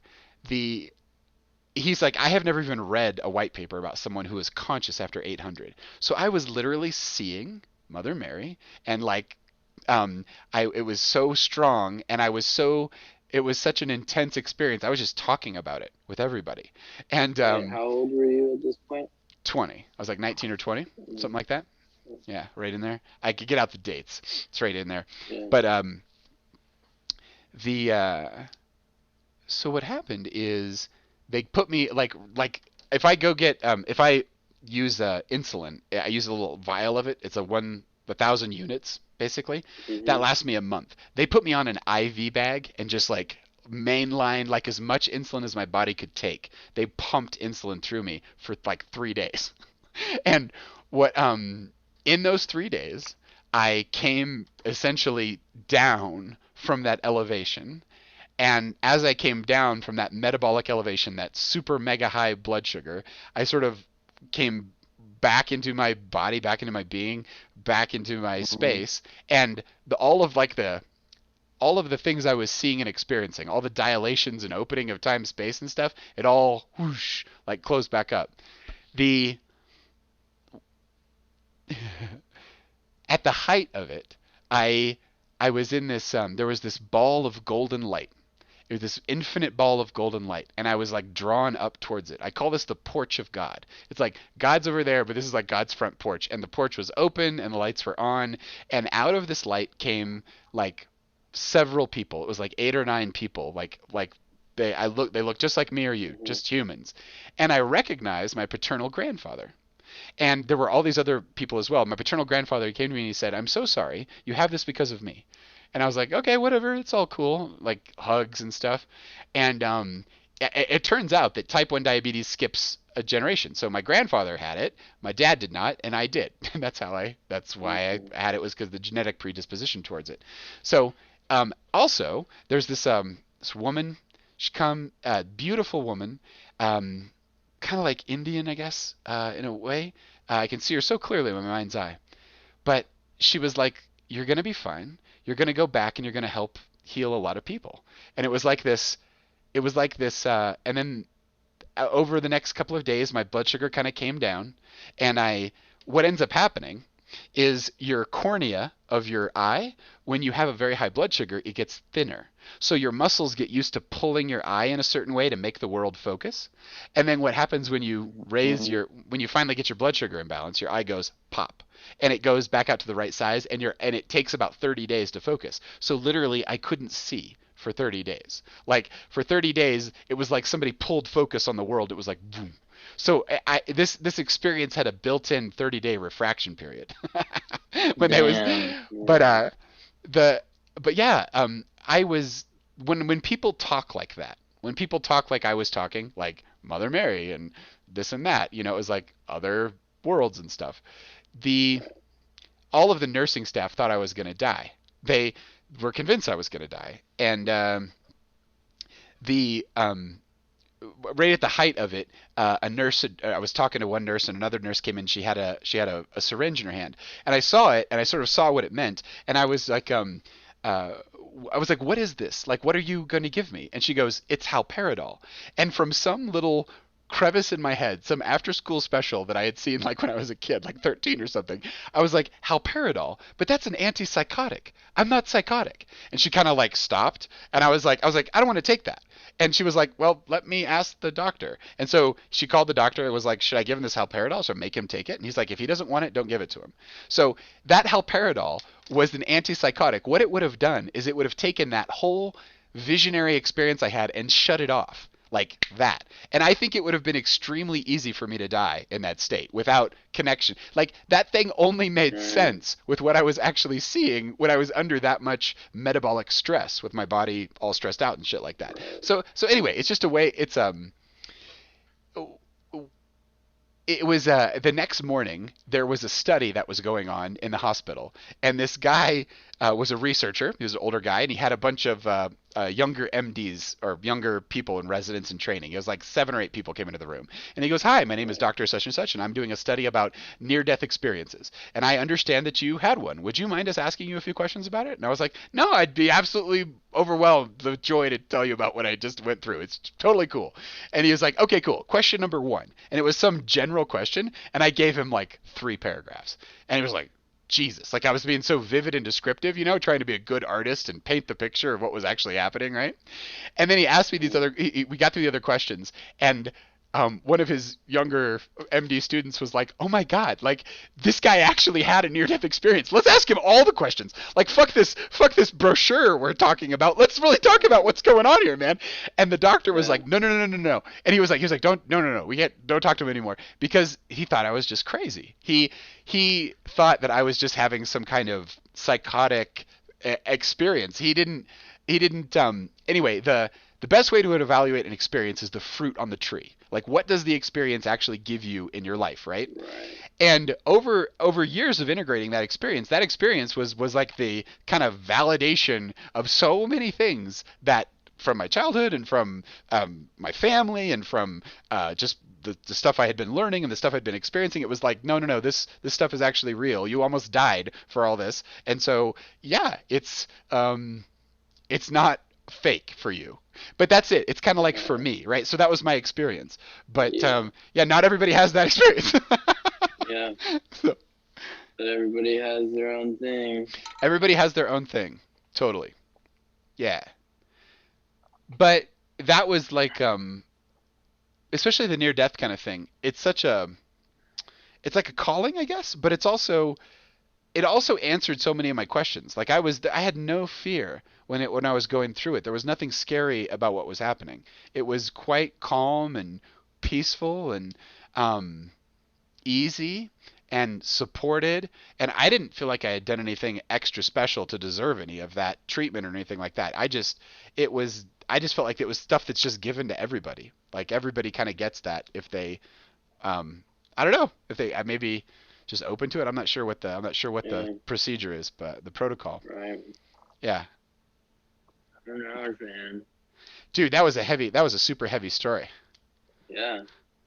Who knows? Who freaking knows? You just have to be pointing yourself in Pointing yourself? the direction. The direction. I love it. Point You said yourself you, towards it. dude, Lean into it, baby. lean into it, baby. You brought up In Time with Justin Timberlake before. What made you think about that?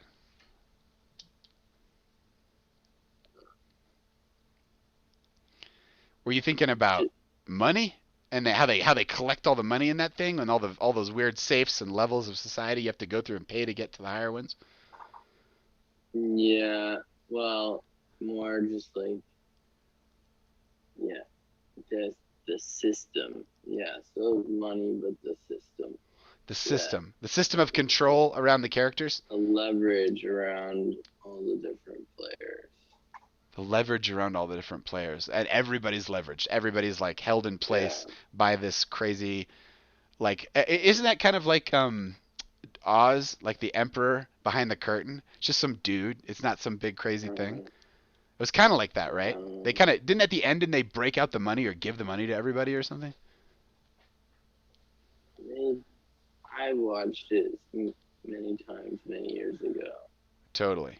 Um, Yeah, they they take do. something. They break into the time vaults, and they keep in the time vaults. It's like kind of a crypto wallet, right? It's like a crypto wallet with the time in it, and then they take it, and they can tap it on people, and it's like because everybody's got like a bio. Yeah, if they've got a certain amount of Just time left in pouring their it life. out. That's Yeah, such a dude. That's so stressful, but that really well describes minimum wage paying jobs. yeah, right. Like you're always just like kind of against the clock. Like there should be Yeah, a better. There should be.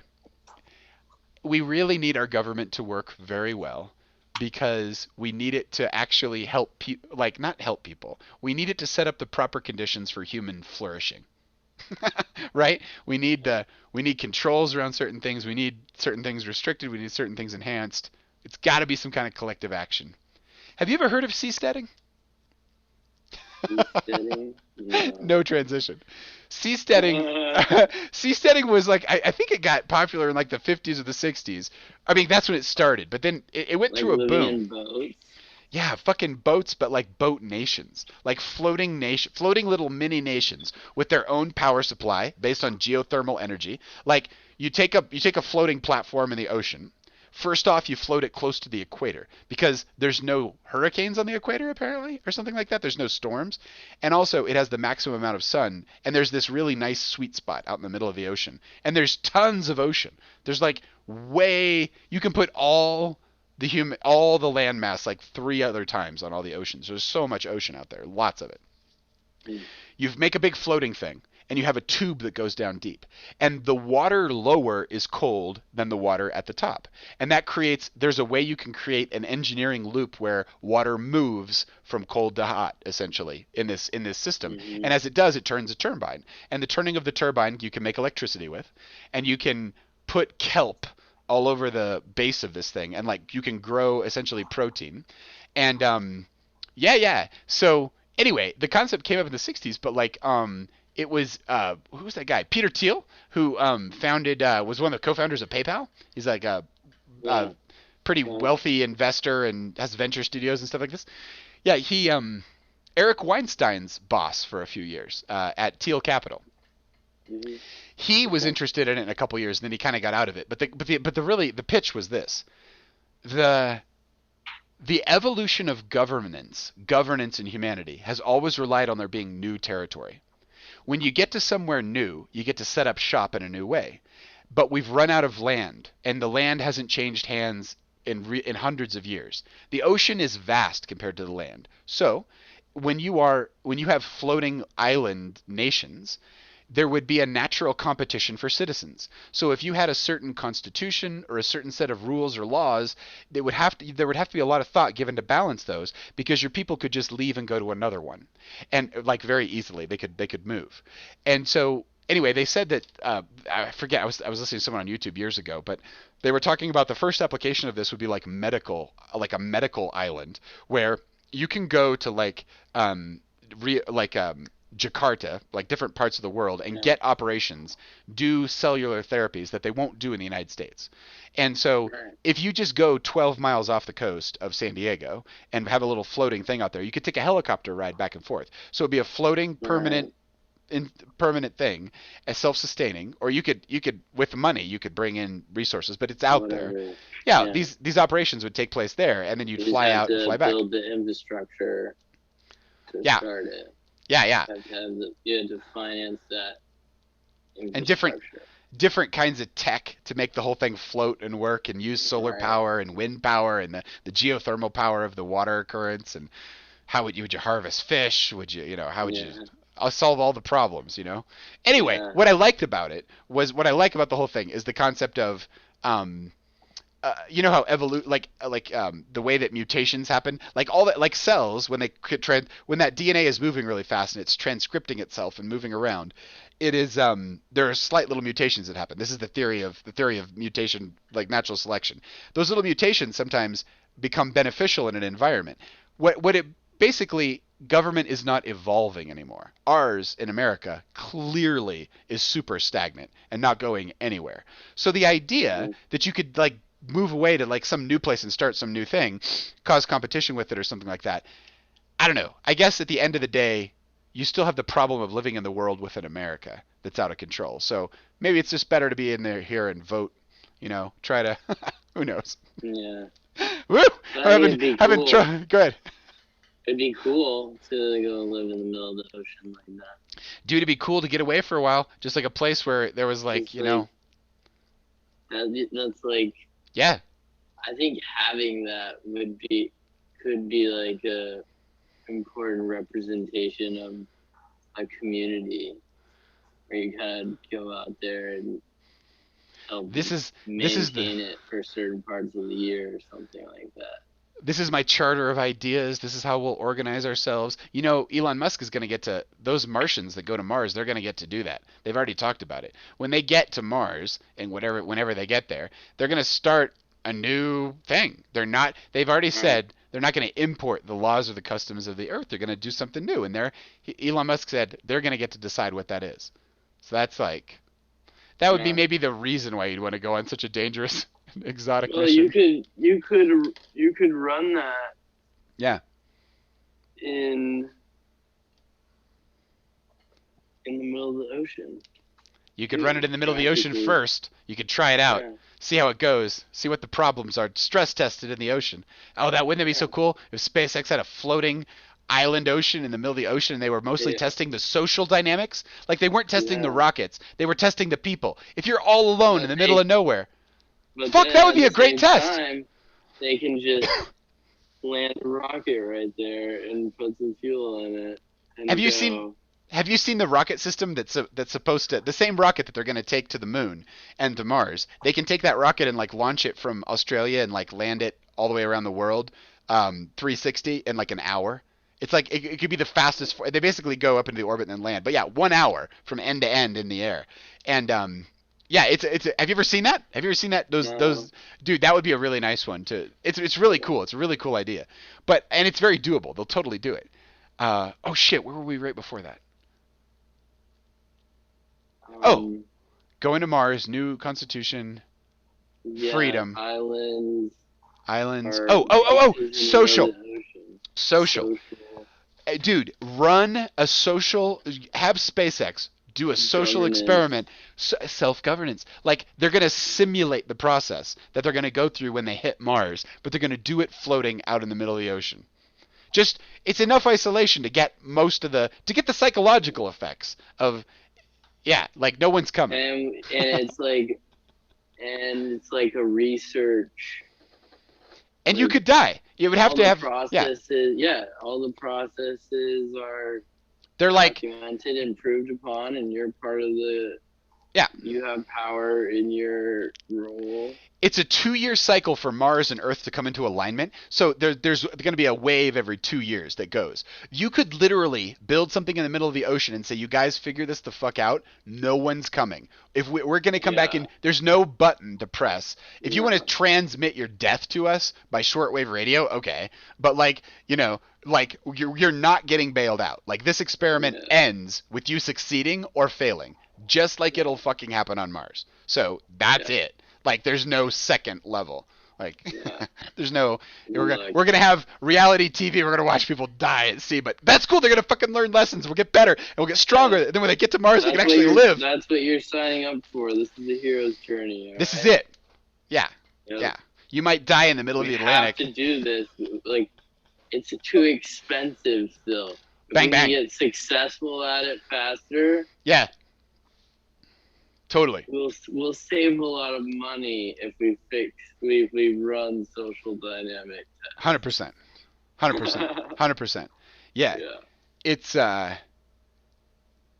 it could man, Dude, but do we have to do this? I love it so much. We should start lobbying for it right now. Yeah. You know what I think they need on that island, that floating island? I think they need weed. I think they have a break glass in emergency, and what's in there is like the super most concentrated. It's like a kilogram of the most concentrated cannabis in the universe, and it's like it's super pure. It's like refined with that methane, not butane. It's like they make up some kind of super. Anyway, it's like the cannabis gods themselves like made this tar ball of clear, refulgent Weird awesomeness. resin. Right. Yeah. Okay. So then Ooh, then you could have like you've got this this socializing medicant. I don't know. Maybe they got so many engineering jobs they can't get high on Mars they'll fucking die. But maybe it's the thing that saves them. Maybe Who they knows? get a little It high and they depends on whether come we together. Figure out the rituals. Exactly. You're gonna need rituals. You're gonna need rituals. You're gonna need stories in time that you enact like a play, and it's gonna seem Yeah. silly at times, but it's gonna be. You really need that. Also, have you ever heard of Edgar Mitchell and the Institute of Noetic Sciences? No. Okay, this is an astronaut who was trained. Okay, so the astronauts, the right stuff, that whole story. Astronauts were like the creme de la creme. They were first off fighter pilots or test pilots. Test pilots Yeah. died at this insane level, so they were like pretty crazy guys. But the men that they sent into space were like physical specimens. They were like exactly this height, eyes always work such and such, blah blah blah, certain because they were making a sized capsule and they had to make it the same for all the people that were going to go on it. So they had these very specific. They could choose from anyone, Right. so they chose the best of the best of the best. One of these guys was Edgar Mitchell, and Edgar Mitchell was on one of the flights back from the moon in the capsule. And this guy who was salt of the earth, no nonsense, Navy test pilot, like dude. Oh, I gotta turn on all my lights again here. Getting late over here on this side. I think my programming just kicked in. Yeah. But It's an 11 o'clock. oh god, it's really fucking late, dude. Well, okay, I'll turn everything back on, and you know what? Just for fun, I'm gonna turn on extra. Cause why not? Yeah. Okay, so Edgar Mitchell, he's at the moon. He's coming back from the moon, and this guy, who is an absolute, what's the right word for this? He's completely straight edge. Like he's the salt of the earth. He's like absolutely. If you were looking for people who had no aberrant consciousness, Edgar Mitchell would be an excellent choice. Right? Just really solid. I think I've got one more set of lights I can turn on. There we go. Extra crazy light. Maybe that's too much. It's a little too much. No, keep going. Okay. With the lights? Yeah. Okay, here you go. Is this too much? Is that too much? That's too much. I don't know. Maybe that is. No, Okay. I don't think so. Okay, cool. He's coming back from the moon. He's in the capsule. And he has a 30-minute conversation with his dead father. He something happens to him, and in this state that he is in, he can see and openly converse with his father. Now, yeah. And this experience has such a profound effect on him that he comes back to Earth and he founds the Institute for Noetic Sciences. And it's this whole idea of trying to really figure out what the science is behind consciousness. Because he had a life-changing experience of consciousness. He knew his father wasn't in the capsule with him or something like that. I haven't heard him describe it very specifically, but like I have in different ways, but different stories, but he was in the fucking capsule with his dad and like they were having a conversation that only he and his father could have. It was like a real deal thing, and it freaked him out because he's this straight edge sort of dude. And one of the explanations that I thought made sense, which I thought of this a while ago, but based on some other stuff I was researching, is the Earth is like a magnetic basket, right? It kind of, something about the Earth and its magnetism holds all the dreams of the people that came before us, our ancestors, all the stuff that'll come after us in a certain way of thinking of it. It's always here, in a certain way. And but in any event, he leaves that. This is one of the first times that humanity leaves that envelope, and he is away from the magnetism of the Earth. He only has his own in his own field in this little metal can, which might have other effects.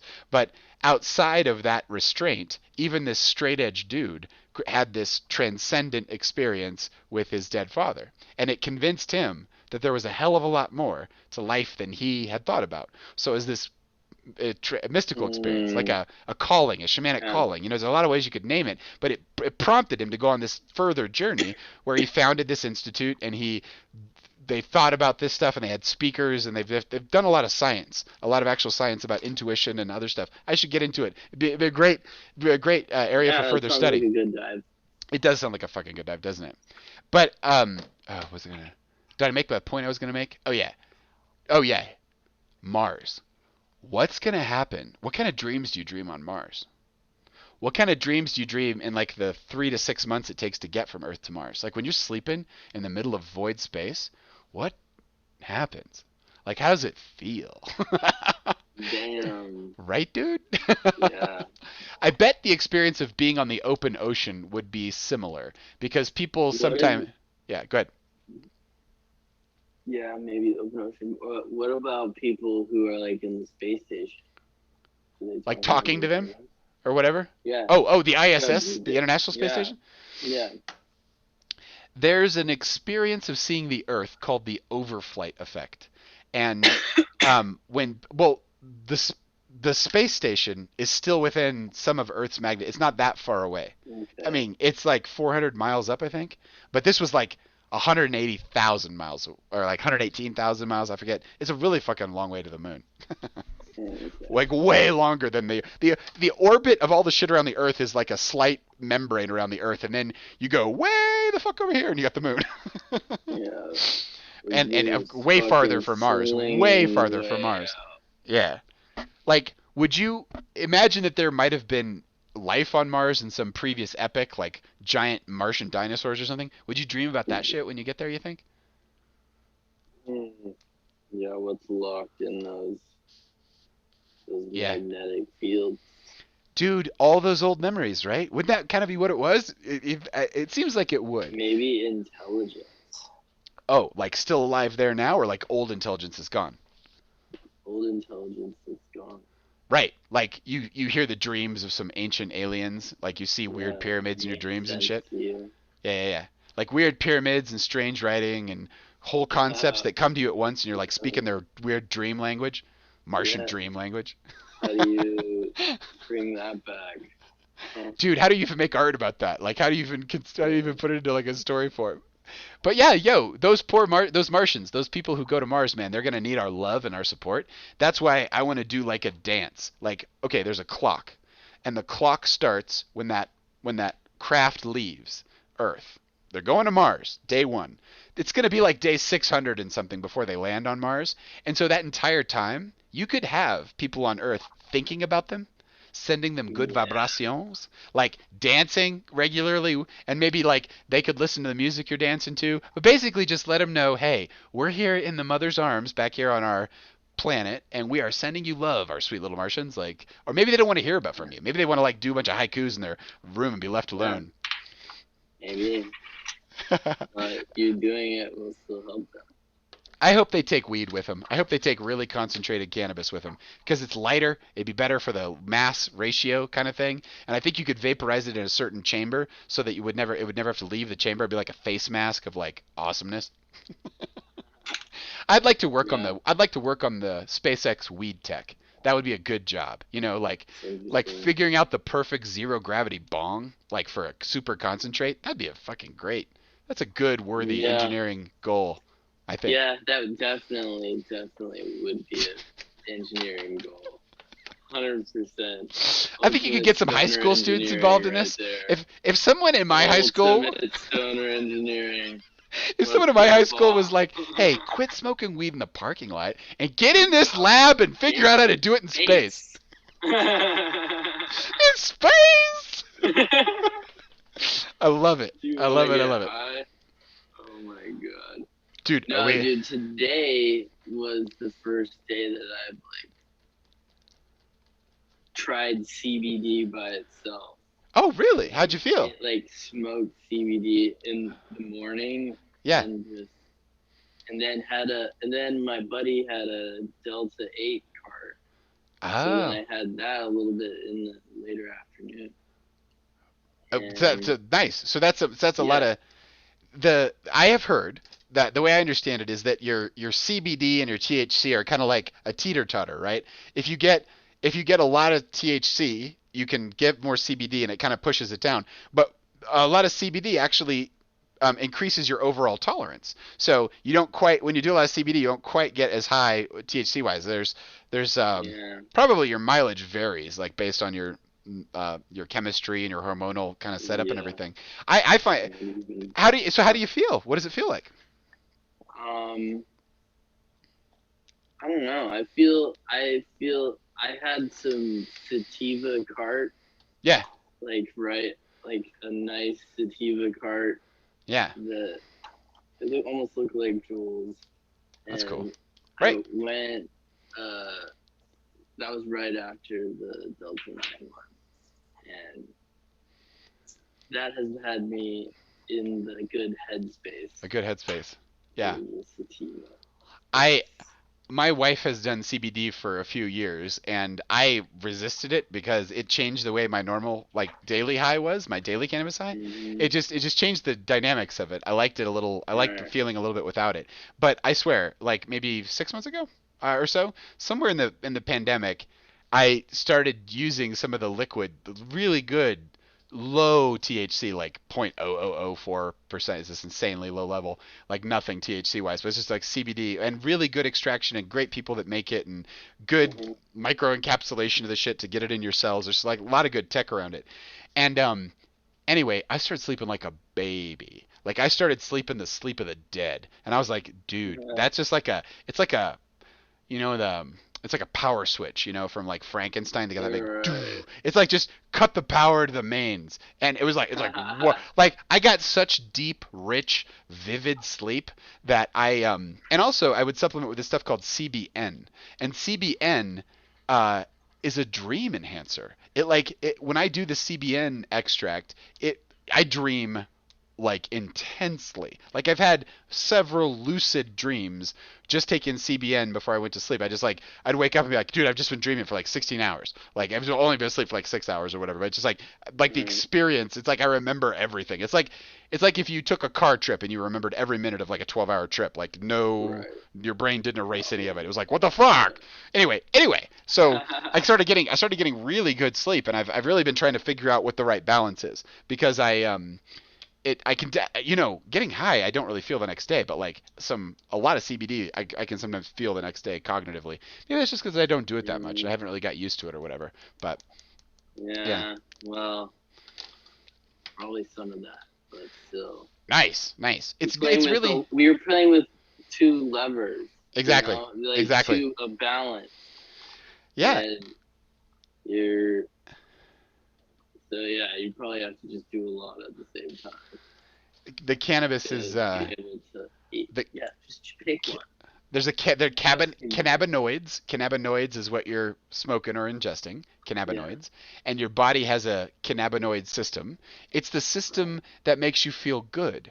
And so the best description I've ever heard of it is when you get stressed, like if you're under a lot of stress and they test your endocannabinoid system, your natural level of cannabinoids go down. So when you're under stress, you don't feel good. And the cannabinoids being low is why you don't feel good. So stress can be of a lot of natures. It can be mental, it can be financial, it can be spiritual, I guess, but it could also be physical. Like you can be under stress from your environment, from chemicals in your environment, from the social media is like a stress in a certain way, right? It's like a shock to a certain part of us. And so anyway, all these stresses use up the cannabinoid system. It's like a barrel. When the barrel gets to the bottom, you start breakdown happens. And so using like a CBD or using like a tincture or like smoking or whatever, it fills the barrel back up. So when I've done lots of CBD, I've had the experience of the barrel being completely full, like just overflowing. Like, what does that mean? That means I just felt like completely content, like so content. I'm just like, wow, like I guess I might not need to do anything ever. Like maybe. Like, and it's like there's no stress. There's no stress involved in my thought process anymore. So it's like, what do I actually want to think? What do I actually want to do? But so much of taking stress out of the equation, and the thing is that no one's ever died from cannabis. Like no one's ever died from an overdose or whatever. It's way the heck safer than alcohol. It's way the heck safer than Advil. Advil is what sent my wife to the hospital with that near-death experience. She had been recommended by her doctor to do Advil over a prolonged period of time with no warning, and she had a problem with her stomach, and that was where she almost left the dimension. I want to tell you some stories about some of the spiritual experiences I had in the hospital. It was crazy. They were just giving everybody heroin. Everybody was getting morphine and shit. It was such a very strange environment. But they tried. They wanted to hook up my whole family with. They wanted us all to be on OxyContin. Is what they really wanted. Really? Yeah, totally, 100%. They were giving us like advice, like, dude, you can just crush this up and do this and that. And I'm just like, don't tell me the best way to do your pharmaceutical heroin. I'm not doing that. Like, she's not doing that. We're not doing that. Fuck your heroin, dude. It was so many of the people in that building were on their own drugs, like a lot, and they weren't the sweetest people for it either. They were kind of a little, addicty a little bit, hiding it, and it's mostly the psychological effects, right? Having to hide it and justify it, and you're like, yeah, it's totally cool that I'm doing like 50 milligrams of heroin a day or whatever. It's all good. It's good. Yeah. But I'm not saying, whatever. I'm sure some people can figure it out, and it's fucking prescribed, but still, no heroin for me. Thanks, I'm good. No, you're good. I'm good, buddy. I'm good. I'm gonna go through this life without any H. It's all good. Any age. Dang. Although there's some really great art that comes out of it. I was thinking this. Okay, heroin songs. Okay, there is. Have you ever? Yeah, no, I'm very curious. Have you ever? Okay, there is a version of the song "Heroin" by the Velvet Underground. It's the version that's on the Doors soundtrack. Oliver Stone made the Doors in like 92, 91, something in there. And anyway, there is a version of Heroin on there. It's like track number 9 on the CD. And if you loop that track, if you just play that track on repeat, you can spend hours in that song. It's a beautiful song. It's also about heroin, but it's also about dying and the agonies of addiction. Okay, so that's on one side of the scale. On the other side of our artistic heroin evaluation scale, there is this band called Spiritualized, and Spiritualized made a lot of there was a couple other bands like in their genre, but they made this crazy beautiful kind of heroin-y music. Anyway, there's this album called Ladies and Gentlemen, We Are Floating in Space, and I think that's the name of the first song on the album too. But it is this beautiful, rippling, open space, and it's like heroin as fuck. It's like, damn, heroin must be very beautiful. But in any event, you seem to go with heroin to a certain place, and you don't really want to come back. That's the not wanting to come back is my problem with it. Yeah. But whatever, maybe that's a better place. That's a terrible piece of advice. Dude, I think. Anyway, what is your view of opiates? What, have you had any tragedies in your family? Anyone die? No. Just kidding. No, I haven't. Yeah, I hear you. But yeah, they're not as good as they're cracked up to be. No. And there's a lot of deaths, and there's a lot of overdoses, and all the fentanyl that's coming in the southern border. It's all Chinese fentanyl. Like, they're fine with poisoning our society, like with that stuff. Seems like we're at war or The something. real war, Exactly. war on drugs. Exactly. The war on Chinese fentanyl coming into our borders, which is a real problem, real thing. Let's make our own opiates. Let's right find a here. higher note to end on. Yeah. No age. Dude, what's the most positive thing you can think of, just for fun? You don't have to, but what's the most positive thing you can think of? I got one. I got a crazy positive, very personal story. I hope I can pull it off. I'm telling all I these have crazy some personal stories. highlights that have been very positive in the Highlights that have been very positive. couple weeks. Yeah, my buddy got a Mavic Air 2 drone. A what? Oh, a Mavic Air. Oh my God, that's. DJI Mavic Air 2 Shut up! I love that thing. I've seen it on YouTube for years. That's a beautiful Yeah. drone. It is crazy. So beautiful to we've be been up there above everything, flying around. Yeah. We flew around the Kobe last week. Oh wow. It's a river. And, I love it. lake. Yeah. And then he flew it downtown, and we've flown it around all over around my house. And yes, it's so cool. So cool. So responsive. So responsive. It's so easy to fly. Dude. It does it's so in control. It I love comes back if you go too far away. Yeah. It just Comes back. it's out of the package works. I love it. I love it. Do you have other highlights, or is that your one? That was the big- main highlight. I'm gonna pause for un momento. All right, my friend. Since you have a positive drone story, I will also have a positive drone story. So, DJI, have you seen their first-person view one where it's like a VR headset, and then it's got like this like live like joystick? It has a response system where, like where you're flying a drone, you have to go this way, it goes that way, you go this way. It's like it's all inverted, right? You can programmatically change the inversion on it. This has a freestyle stick that you essentially hold, and you see what the drone sees, and it has like a 5-mile radius. So I will put a video in the library, but it is like you can like fly around trees. Like my favorite thing to do is to like get really close to trees and shit. Even on the delayed, I would use a cell phone that would relay the image to the drone that I was playing around with a couple years ago. But dude, this one, you wear it over your face, and you're there, and it has like all these collision avoidance systems and shit like that. But it's like. It seems to me like the closest to flying you could get, like in real time. And there's so many cool YouTube channels where they like zoom around inside of buildings and just do crazy cool tricks. Fast. Totally. If they know the route, they can go really fast. Go really fast and practice it. Totally. We're flying them in like the trees and paths in the woods. I love it. I love it. There was enough space, it would do it. And needed probably like a 10-foot berth. Yeah. This system has like there's 3 modes, and like the first 2 you get safety, and then the third one you just turn off safety and run into shit. Yeah. But in the first 2 modes it has like a sonar. Like the DJI systems have sonar where they're like ping ping ping ping ping, and they can like stop before they hit shit. Yeah, My buddy it's good. said it's LiDAR now. Say it again. My buddy said it's LiDAR now.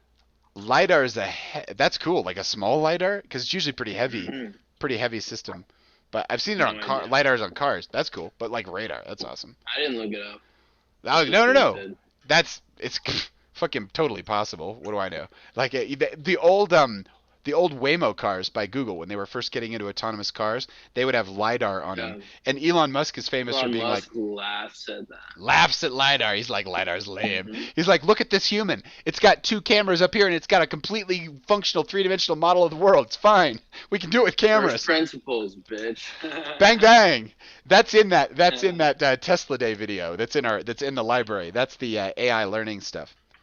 Well, brother, are we ready to turn this sucker off? On to the next stage. I'll see you in dreams. I'll see you in the dream world. Time to dream. Time to dream. Night. Oh, you know what? I want to tell you this dream I had about your family. I started this story and I didn't finish it. Okay, in the dream, I walk into this grove. And the grove has these black slate tiles, which are of different shapes, but they're very well jointed together. It's all a very beautiful surface. And the walls are like this hedge, like this very deep, rich green hedge.